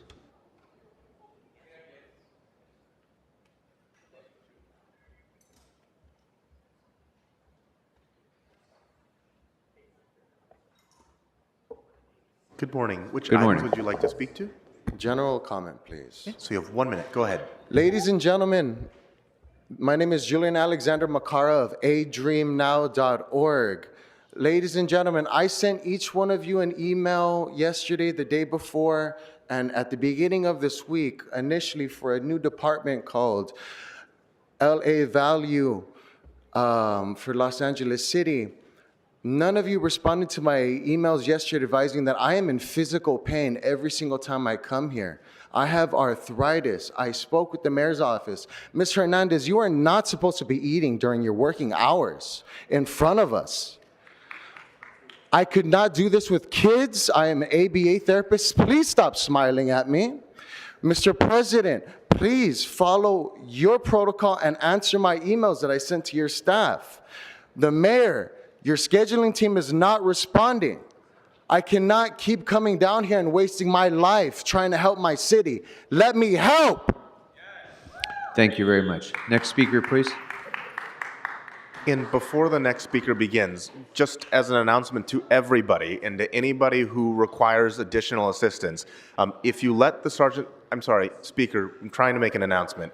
So if you let the sergeants know there are options in the chambers that we can do to help make it easier for you to provide public comment, there is also Stop shouting out, sir, or you'll be removed. So, sir, this is Mr. your- City Attorney, sorry you were interrupted. So again, there are multiple options both in the chambers, and you're welcome to use the remote public comment option. So, All right. Good morning. Good morning. My name is Deanna Sullivan, and I live in the 5200 block of Huntington Drive North in El Sereno. and which items would you like to speak to? I'm sorry, it's a general public So comment, is that you have- okay? Of course, you have 1 minute for general public comment. Go ahead. Okay, thank you. Yesterday on 9/11, parking enforcement and LAPD contracted tow trucks, ticketed, then impounded all cars parked between Maycrest and Van Horn on Huntington Drive North. Temporary no parking signs had been posted a few days prior with no information as time, dates, or duration, and LA DOT had no information either on their website. Kevin De Leon's office plan was to sweep oversized vehicles and the unhoused. The RVs moved as soon as the signs went up, but the hundreds of residents who parked their vehicles on the street there daily were forced to move or get ticketed and then impounded. De Leon's office script insisted that this tactic works and they'll use it again, but the impact it has had on the community is devastating, disruptive, showing how disconnected he is to his constituents. We are a residential area of working class people. De Leon's office is out of touch, and instead of offering real solutions for the neighborhood and the houseless, De Leon caused problems for us. I get mailers from the office weekly, if not more. Why couldn't we get cooperative solutions? Thank you very much. I'm offered afraid your time alternative is parking expired. instead of letting our- I'm sorry, your time is expired. Please leave the podium so we can take our next speaker. If you continue to speak, you're disrupting the meeting and you'll be removed. Please be silent and sit down. All right, she's ordered removed pursuant to Rule 12. I'm sorry, ma'am. I'm ordering you to leave the chambers. I am ordering you to leave the chambers immediately and silently and immediately. Sergeants, please show her to the door. Whoever is shouting out, you're instructed to be silent immediately or you will be removed as well. There's going to be no shouting out. There's going to be no disruption to this meeting whatsoever. Ms. Cigar-Bollinger, good morning. Good morning. Which items would you like to speak to? That's Mrs. Cigar-Bollinger, thank you. I would like all items and general public comment, please. Okay, so you have 2 minutes for the items and 1 minute for general. Please begin with the items. Great, thank you. So item 1 is from the Budget Committee. They want to increase their fiscal year appropriations limit based on just under 1/3% increase in the population and some non-residential new construction. That portion was interesting to me because we are in a so-called housing shortage and we've extended emergency orders relating to the unhoused resident population multiple times. And certain members of this body talk a lot about zoning being an issue. So I just wonder why we're not putting a hold on new construction that's non-residential, considering there's a lot of empty commercial space right now as it is, and prioritizing permitting only new affordable housing. I'll move on to item 13, which is a star on the Hollywood Walk of Fame for Mario Lopez. One of my favorite movies to watch around the holiday season is Holiday in Handcuffs, and he's one of the stars in that movie. It's very silly. He's also in Feliz Navidad. I like his films. I like Saved by the Bell. I just don't think we should be putting stars on a sidewalk that people are sleeping on. I think we should take care of the people on the sidewalk first. Not to mention there's a lot of like shit and piss all over that sidewalk because there aren't good, clean, accessible bathrooms in high tourist areas, which is kind of counterintuitive. So as much as I like Mario Lopez's career, and I never met him, maybe he's a good guy. Nothing against him, I just think we shouldn't be honoring celebrities while every day 6 unhoused people die in our streets, but we keep putting stars on them. Now we're all victims of the things this council does. It's time that we realize that when they lie to our faces and ignore all the racist things that leaked, their colleagues said it's what they believe. Like when we heard fuck that guy, he's the blacks who was in that room. Hey, Kevin DeLeon, we still haven't forgot. Even if these bitches want us to, that's why I'm reminding you that this council is complicit and racist. They lied and said they changed their ways, but now Kevin is serving on committees. They want us to forget the things they said, but we're smarter than that. The racist hasn't changed. Fuck you, KDL, fuck you. Free Palestine, and fuck you, Kevin DeLeon.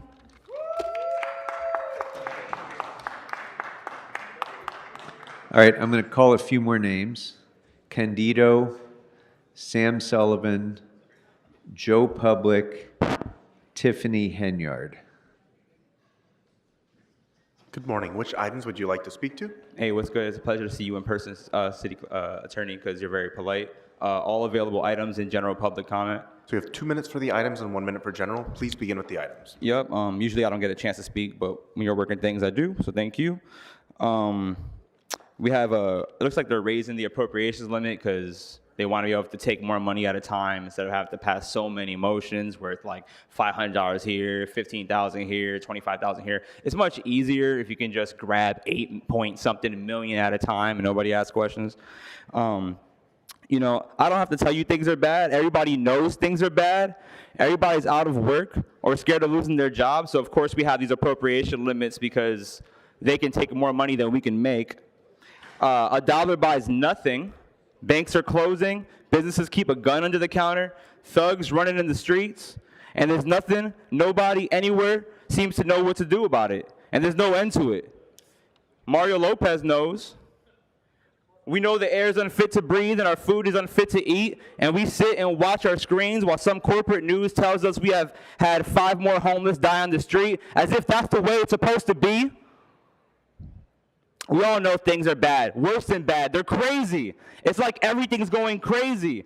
So we don't go out anymore. We sit at home, and slowly the world we live in gets smaller and smaller, and all we ask is, please, just at least leave us alone in our studios. Let me have my toaster and laptop and my shower and gas-powered stove, and I won't say anything. Just leave us alone. Well, I'm not going to leave you alone. I want you to get mad. I don't want you to protest. I don't want you to riot. I don't want you to write your council member, because there's nothing good enough you can write. I don't know what to do about the depression and the inflation and the homeless and the Olympics and the crime in the street. All I know is first you've got to get mad. You've got to say, I'm a human being, God damn it. My life has value. So I want you to get up right now. I want you to go outside. I want you to point your head at your council member, and I want you to yell, I'm mad as hell, and I'm not going to take this anymore. I want you to point your head out your window if you're in your car. I want you to say, I'm mad as hell, and I'm not going to take this anymore. Is that public comment now? Yes, go ahead. Thank you. Get up, look at your councilman and yell. If you're in your car, point your head out your window and yell, I'm mad as hell, and I'm not going to take this anymore. That's it. I've had it with the foreclosures and the energy crisis and the unemployment and the corruption of finance and the inertia of politics and the right to be alive and represented. I want to hear the people. I want to hear you outside. I want to hear you go and yell so they can hear you above all the fucking apathy and degradation and the white noise. Yell, yell, and then we'll work out what to do about terrorism and the energy crisis. Stick your head out and yell at them and shout it with me. Even the people that the fucking protesters hate, even the cops, the good cops, the dirty cops, even the aides behind the horseshoe. I want you to put your head at them and yell, I'm mad as hell, and I'm not going to take it anymore. I'm mad as hell, and I'm not going to take it anymore. I'm mad as hell, and I'm not going to take this anymore. I'm mad as hell, and I'm not going to take it anymore. Please don't shout into the microphone, because our translator is listening on headphones.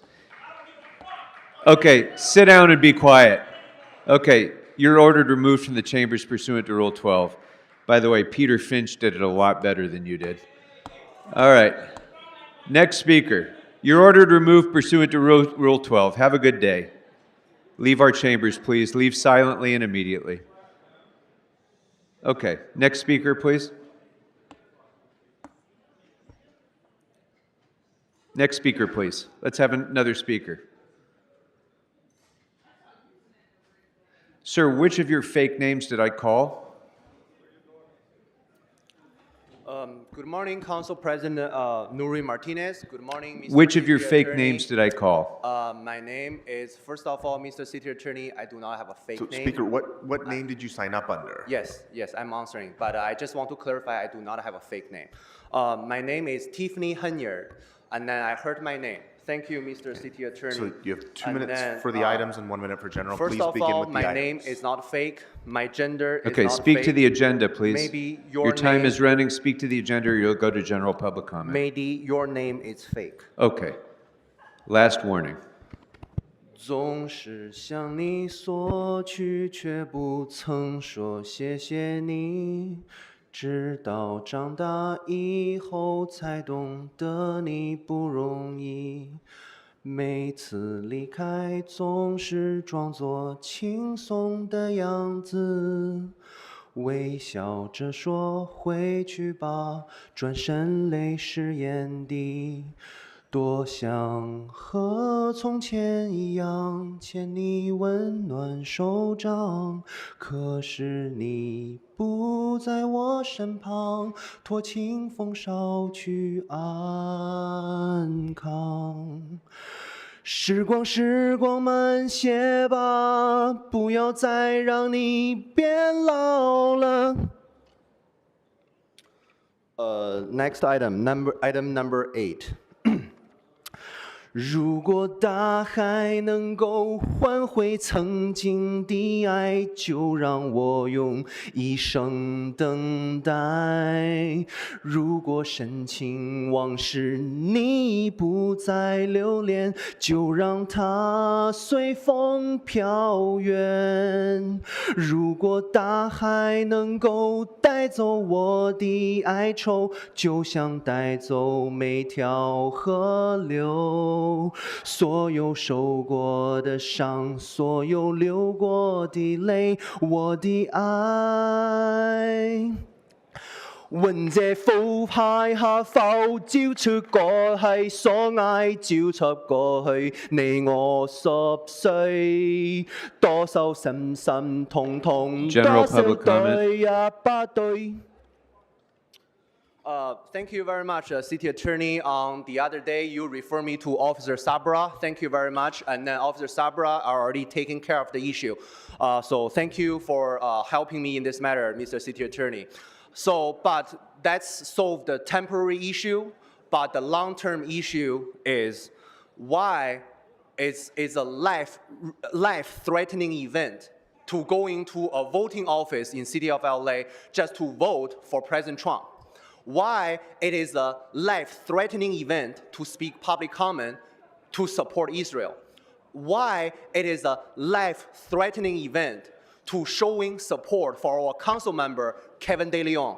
So this time it is stopped, but there are millions of other people in city of LA. They may also experiencing the same issues as me. They may not as lucky as getting an Officer Sabra security services. So I really believe there's something we can do. Speaker, your time Thank you has very much. expired. And while we're waiting for the next speaker to come up, I know, Speaker, you're here almost every day. So again, if you or if anybody else would like an interpreter, please let us know and we can do our best to accommodate that. Okay, sorry. Before you begin, I'm going to call a few more names. So I'm going to call Herman, fake name Jenny, and fake name Dread. Go right ahead. Go ahead, Mr. you have 1 minute. President, you should follow a little tactic that Councilor Grote did today. It's called talking to people in a civil manner and not using pink fluffy bunny words. You probably need to talk to him on how to act. Grote acted very appropriately today, as he normally does, but you, on the other hand, act like a little altercocker.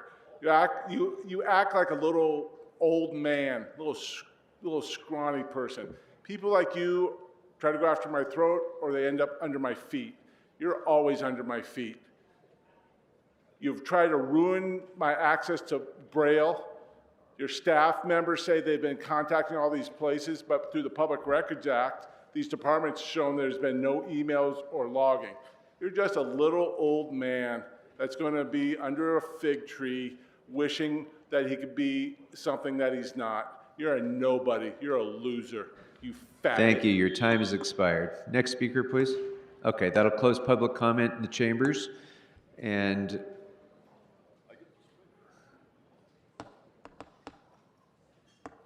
all right, go ahead.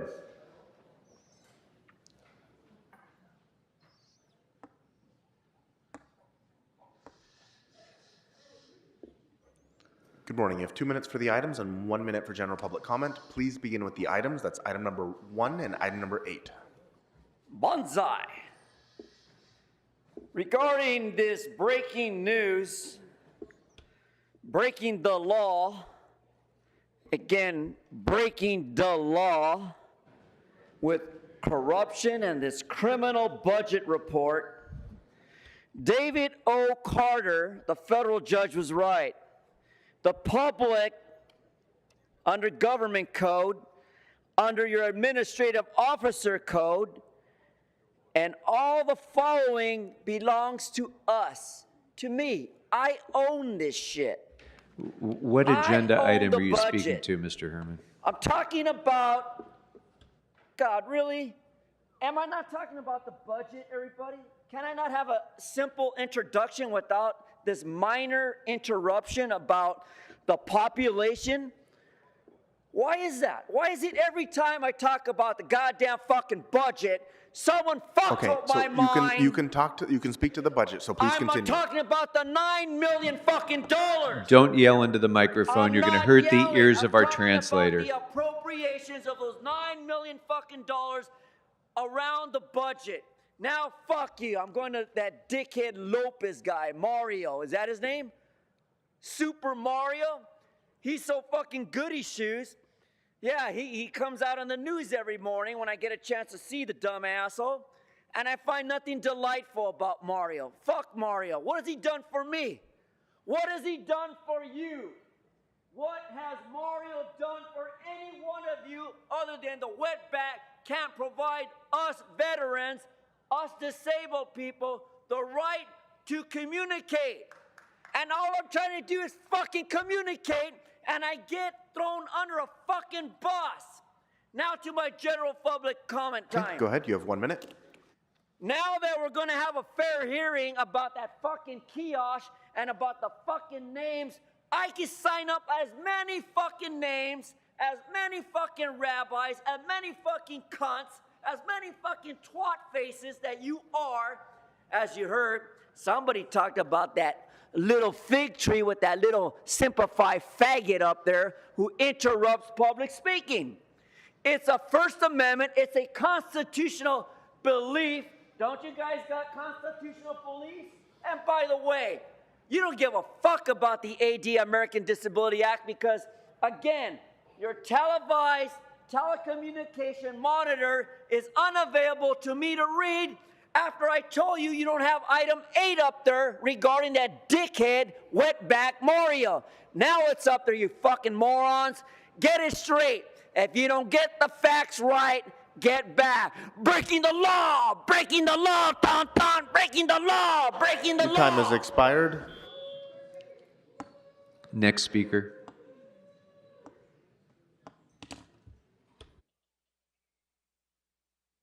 Morning, you have 2 minutes for the items. Again, that's item That's number right. 1 and item number 8, and 1 minute for general public comment. Please begin with the items. Yes. Thank you, and thank you to the FBI for letting me speak today. Without you, I couldn't have done it.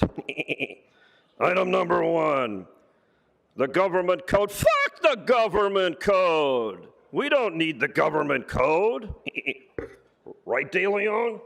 Yes, that's right. No, we just need to do population changes, 0.27%, non-residential new customer. You mean businesses? Well, Unisys just had a half of her district businesses burned last night. In fact, let's give her a hand for the fire. Well, that's right. Now, the CAO, the cocksucker asshole organized crime report, says there's no fiscal impact. $8.6 million fucking dollars of fraud. Fuck you, fuck Armenia, and fuck HRAG Krikorian. Now we get to So number none of 8. that is on our agenda, so you can speak to our agenda, But or you can Human, go to I am. general public comment. Yes, I'm trying to, Human. Please, my mind. And then we get to that little fucking house nigger Mario Lopez on the Hollywood Walk of Fame. What was he in? Save the Bell? What the fuck merits him getting a Hollywood star in the Walk of Fame for being in a little tiny shit show about a bunch of teenagers that want to fuck and take drugs? I don't understand that, do you? It's appalling. Yes, that's right. Mario Lopez. Not even Super Mario. Just plain old fucking Mario Lopez. But the good news, once the star's on the Walk of Fame, Hugo will make sure there's no services, so the homeless will piss and shit all over his name for all of eternity. Fuck you, Mario. General Fuck public you. comment. I'll take this. Oh, go ahead, sir. So, I got a call yesterday. Your TEFRA hearings are illegal and violate federal law. Let's give you a hand. You fucked up, Paul. Now you fucked up. See, all the people that call up, 866-254-5252, you're not taking their speaker cards. You're simply putting them on hold and not asking them which items they want to speak on when they're online. You're denying them the right to submit a speaker card to speak at the meeting. You've been doing that for 4 years. So you can kiss all your federal funds goodbye, and you know what? They're going to lead you out in handcuffs. That's why Kevin is sitting in the audience today. He doesn't want to be part of you fucking assholes. Kevin will be the only one that'll be an informant. Let's get my hand. And finally, one more week of you. Fuck you, you dirty Armenian cocksucking piece of shit motherfucker. Thank you. Your time has expired. Sit down and be silent. All right. That will close public comment here in the council chambers, and we'll go next to the callers on the phone. We'll take 15 minutes of calls on the phone. First caller, please. Caller, which items would you like to speak to? This is Richard Serrano, 1-8 and general public comment. Okay, good morning. You have 2 minutes for the items and 1 minute for general. Please begin with the items. Go ahead. Shout out to Smoke and Scans. Thank you for the support. Number one, 2010, when you went through the financial collapse, you try to, I don't know how to put it, piggyback yourselves on the budget that Water and Power had to get a lower interest rate. And Water and Power wasn't having it. They had their own pension fund going. And I brought it to your attention in 2022 when I was running for office that you're going in the same direction. Now, everyone's doing a money grab for that financial budget that came off that 10,000 employee budget that you guys gave up. Think about where you're heading. You guys, we're not even through the election yet. Are you guys giving this kind of money up and you have crises coming up? You have fires in the city. We got two major fires, the airport fire, the bridge fire. Monica Rodriguez stands up for Safe LA. What are you doing for La Tuna Canyon? The people that asked you to get those people out of there. The Channel 5 isn't there? Hello? Yes, go on to your next item, please, sir. Number 8. Mario Lopez, man, for the Latino community, yeah, you are our ambassador, man. Saved by the Bell. Every one of them know who you are. They might not like that you're relevant, but that's okay. You are a good person to the people. I know what you dealt with physically, mentally, and at home. And for boxing, I love that you're a boxing enthusiast. So don't let nobody shit on your star. Like you said, we know that you have to pay for your star to get on that thing, but you earned that. Most of these people want to be relevant. You are relevant. General public Don't comment. let nobody put you down on that aspect. Don't tell me that's a minute, city attorney. Yeah, Okay, your time Mario is Lopez, general thank you public comment again. now. General public comment. Let's go back to Monica Rodriguez. What are you doing for Sunland, La Tuna Canyon, now that you spoke for Safe LA? Did you clear that house? No, the cameras aren't there, right? But you're sitting there texting to somebody. Get that environment, that 6 acres open and clear. We got fires going on, and you speak real well with a split tongue for your district. Cameras have to be there to get you to get out there and get that pace cleaned up. Shout out to Smoke and Scan, Cadito, Big Guedo.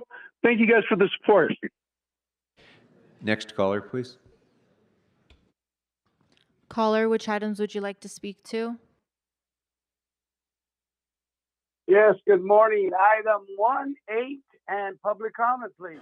Good morning. You have 2 minutes for the items and 1 minute for general public comment. Please begin with the items. Thank you. The budget. Let's talk about the budget. And I'm grateful, and I want to say thank you, Mr. Krikorian. We haven't agreed on some, but you going to Paris, you know, we're a business in this city.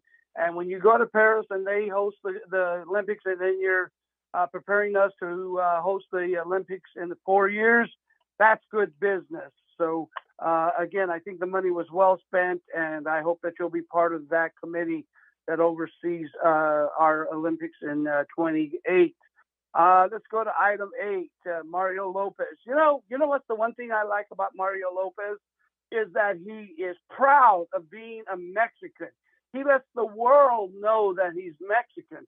So for those Mexican actors, for Anthony Quinn, for Fernando Lamas, for Ricardo Montalban, for those actors that came before him who had to hide their identity of being Mexican.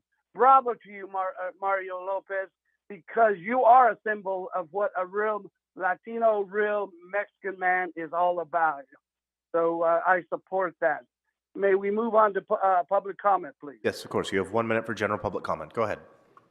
Thank you, sir. 35 years I've been coming to the city council to fight corruption, But you know what's worse than the corruption is smoke and scum, the nonsense, the filth, the disgust that they bring. They have no respect for women. They have no respect for dignity, integrity. They have nothing.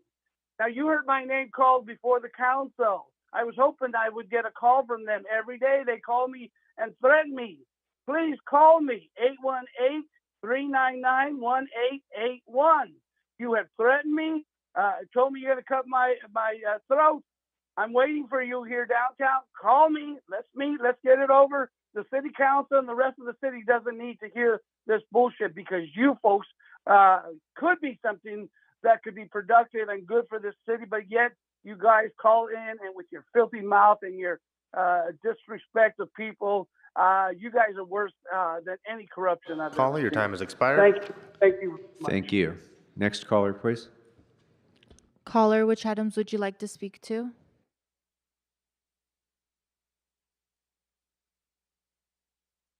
Hello, can you hear me? Yes, we can hear you. Which items would you like to speak to?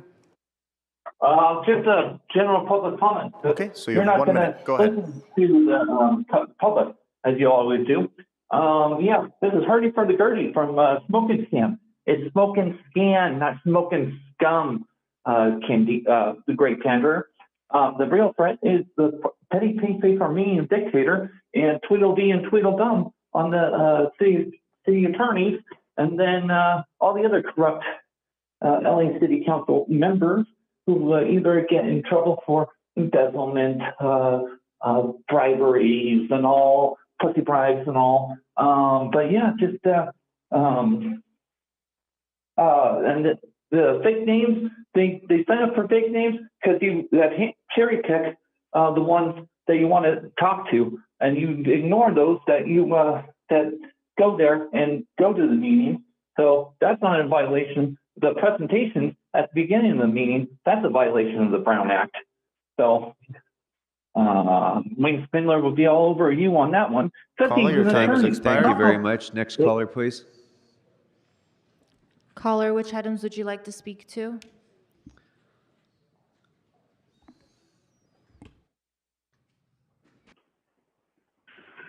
Yes, my name is Jason, and I'm a Smoke and Scan viewer. Good morning. Which items would you like to speak to? What items are available there, Pumpkinhead? Items number 1 and number 8. Cool, thank you. Is it possible for me to get a translator to speak to niggers? Speak to the agenda. Sir? Speak to the agenda. Hey, shut up, petty pink face. Let me and Pumpkinhead take care of this. You'd be cool. Let me get all available items and general public comment there. So you have 2 minutes for the items and 1 minute for general public comment. Please begin with the items. Thank you there, brother. Cool. So the other day I'm down on Figueroa with this chick. Okay, what And, you're you know, doing we're on hanging out. Figueroa, again, is not on our agenda, so I'm moving you to general public comment. You've been warned every Well, damn, single brother. day that you call in, enough is Uh-huh. enough. You have Uh-huh. 1 minute for general public Uh-huh. comment. Speak to something within the jurisdiction of the city council. Wow, somebody has sand in their vagina today. Anyway, shout out to the smoke can community there. I guess I'll just say, Groot, it's kind of crazy how you let, that nigger hating Candido, jump on here every day and say all these vicious things about smoking scum, whoever that is there. But there's good meeting outside of, petty pink face, Armenian dictator doing his thing there, being hell. I'll be glad when, he finishes the final days, he can go off. Maybe he'll come run down to Figueroa with me there. We do some things there, brother. All you need is $5. We get you in there, in and out in 5 minutes, just like the damn Jiffy Okay, Lube. that's enough. Hey, and Next you get caller, please. Caller, which items would you like to speak to? Mr. Spindler, Hi, I've I'd heard, like wait, hold on. I've heard your voice throughout multiple speakers. Sit there and be silent or you'll be removed. Go ahead, next caller, please. I would like to speak on 8 and general public, please. Okay, so you have 1 minute for the item and 1 minute for general. Please begin with the item. Thank you. Concerning Mario Lopez, star on the Walk of Fame, I'm really concerned because you guys did not mention 9/11 once this week. So I have a feeling that you really would rather have Muhammad Atta have a star on the Walk of Fame, the ringleader of 9/11, because you guys don't give a fuck about 9/11. You guys did not mention anything about this American tragedy. You understand that? So maybe you got confused. Maybe you meant Mario Lopez or Muhammad Atta. I don't know. You guys fucked up. You guys fucked up this week, not giving anybody any inclination that you care about Americans. Now, general public. You have 1 minute. Damon, you're the best. Damon, you're awesome. Candido, we're starting to feel so sorry for you, Candido, that we don't even know what to say anymore. You're losing your mind. Anyway, Jason, please give Baby Batter to Krikorian every week because he loves it. That's his special facial. Bye. Okay, just as a brief response, sir, you should have been paying closer attention because actually many of us attended the 9/11 commemoration and we did discuss 9/11 here in the council chambers during our announcements on September 11th. So you're just wrong. Next caller, please. Caller, which items would you like to speak to? Hello, can you hear me? Yes, we can hear you. Which items would you like to speak to? General public comment, please. Okay, so you have 1 minute. Go ahead. So on 9/11, speaking of, no, you did not have a presentation. You might have announced after closed session, which was like 2 hours long. Let's just get that straight on the record. Okay, so do you want to speak to the agenda or general public comment? I am on general public Okay, comment, my go right friend. ahead. Go right ahead. Thank you. So now the question is, you called the name Estrella as the first name to the last batch. That's my name. I was there in person. The question is, if my name was called on the speaker roll, then why was I denied the right to speak when I walked up to the queue? When I asked, and I talked to the city attorney, I have it on video, about my right to speak, why did he ignore me? Why did he lie to the officer about time running out when they were still taking public comment on the phone? If a member of the public's name is called and the member of the public is denied the right to speak while others were called, we're Caller, your allowed time to has speak. expired. That's Thanks a very vi- much. Thanks very much. Your time's expired. Next caller, please. Caller, which items would you like to speak on? Yeah, it's Eric Previn, and I'd like to speak on the entire agenda. Okay, so you have 2 minutes for the items and 1 minute for general. Please begin with the items. Go ahead. A general public comment as well as the entire thing, including the liability adjustments. I'm very worried that we're taking 128 million from the reserve fund. So this is that not on is the big agenda. time. That item was not open for public Okay, I'll comment get and up. it has been continued to next Tuesday. So please stick to items number 1 or 8. Oh boy, they're probably continuing it to add in the 17 million in the last couple of meetings. I'll go to 1. Let's start with 1, which is budget, finance, and innovation at hiding from the public the legal fights. This one involves posting some documentation for fiscal year 2024-25, not about the liability, which is soaring. We're going to have to get under control. There'll be a big LA Times story, I hope. But this is about just the numbers. If it's up, population percent change of 0.27 coming forward and a non-residential new construction rate of 7.86%. But the percentage increase in legal fighting is just unbelievable and shocking. So we're going to have to get control of that once we find out the full scope of the problem, which is, I just want to emphasize, we don't take money from the reserve fund willy-nilly. Krikorian's allowing it because he's leaving town to go be the Olympics czar, but it's very, very bad. And Blumenfield, Bleed may lose his role going forward. This is So not you've good. exhausted your 1 minute on this item. Not Please all- move on to item number 8. Mario Lopez, sure. Decent guy. When I was working in Studio 11 at NBC, right when back in the day, 1989, Johnny Carson was on the lot. He was on a show called Saved by the Bell, and it was a cute bunch of little drug addict kids who, participated. He's a good kid. Why he's getting a star, unclear. Certainly everybody deserves a star. I was wondering about where are we with the bobbleheads of the bureaucrats? I would like a bobblehead of each Okay, of so you. your time on the Maybe you items could has mark it. expired. Before you start his time, I apologize. The initial item that you were speaking to is not open for public comment, but it was not continued. Public comment was satisfied at BFI. You are welcome to speak to it during general if you'd like. Your 1 minute for general public comment starts now. Go ahead. Well, that was a big red flag because the current liability is we're already $128 million in a deficit, and we're just beginning the next period. So the FSR is too late to do it. And also bringing in all these private, I think, also nothing personal. Heidi Feldstein Soto, I hope she's got her parachute on because she's not in good shape. This is a terrible, and Grote, this is a problem with you playing defense when we're when we're on offense. You're part of the problem. So you need to sit back, quietly listen to the public when they testify, okay? I don't know what we're going to do. I'm very upset. And there's also another 76 million that are at pending claims board approval. Claims board is put together by Krikorian, and he doesn't announce who he stuffed on there until you fight them to the ground, and then finally they admit that it was Michelson's sister or something. It's just embarrassing. Very, very embarrassing. And it's a huge amount of money, so I don't know what we're going to do. Your time has expired. Thank you very much, Mr. Previn. Okay, that will close public comment on all agenda items and close general public comment. Mr. Clerk, let's go next to items 1 and 8. Those items are now before us.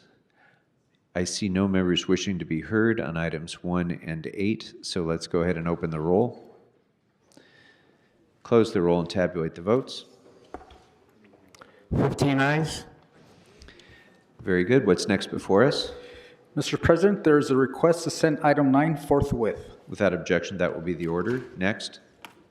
Council has motions for posting and referral. Without objection, posted and referred. Next. The desk is clear, sir. Very good. Thank you very much. Members, are there any announcements? Any announcements, members?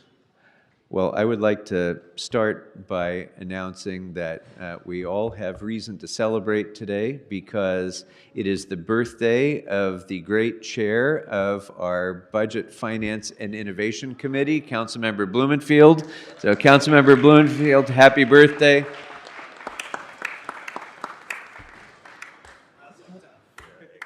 All right. Other announcements, members? Councilmember Soto Martinez. Council President, happy birthday, Councilmember Blumenfield. Hope you have a wonderful weekend and a good time celebrating with your family. I just want to make a quick announcement to invite the public out there to this Sunday's El Grito, which is also known as Mexican Independence Day. This year's theme, it has a little bit of my own personal flavor. It's called La Fiesta del Pueblo, otherwise known as the People's Party, where we're going to be uplifting working class people, the indigenous community of this incredible city, the working class folks that just make this city so vibrant, the street vendors, a message of inclusivity, and just trying to bring people together. So I invite everyone to come. The doors open at 5 p.m. We're going to have great artists, a great time, and I didn't try to reinvent the wheel. I just basically told my team, just do what Councilmember Rodriguez did last year and let's have a great time. So it'll be very similar to last year's, but welcome everyone to come. Please have a great time. Thank you so much. Thank you. We're expecting to hear your best grito too. So, Councilmember Park. Council President, just one more update from the front lines of the public safety crisis in our city. Many of you remember that earlier this year, 2 innocent women in the Venice canals were brutally sexually assaulted and beaten. One of them actually died of her injuries. The defendant in that case this morning pled no contest to the charges and has now been sentenced to life in prison, plus 107 years, plus 8 years. This brings some measure of relief to the community, but once again is a painful and tragic reminder of how urgent this crisis is and how important it is that we do everything in our power to make our community safe for everyone. Thanks. Thank you. Any other announcements, members? Councilmember Hernandez for an announcement? Yes, please. Thank you, Council President. Before we adjourn today, I want to take a moment to acknowledge the fire that occurred this morning in Chinatown and thank the city departments, nonprofits, and utility companies and partners for their rapid response to the devastating incident in CD1. The fire was extinguished because of the bravery of over 130 firefighters who rushed to the scene at around 4 a.m., our Los Angeles Fire Department. Emergency responders from our fire department, LAPD, the Department of Recreation and Parks, and the Department of Aging, and our entire city family have rallied to connect residents to services during this time, and we're grateful for their support.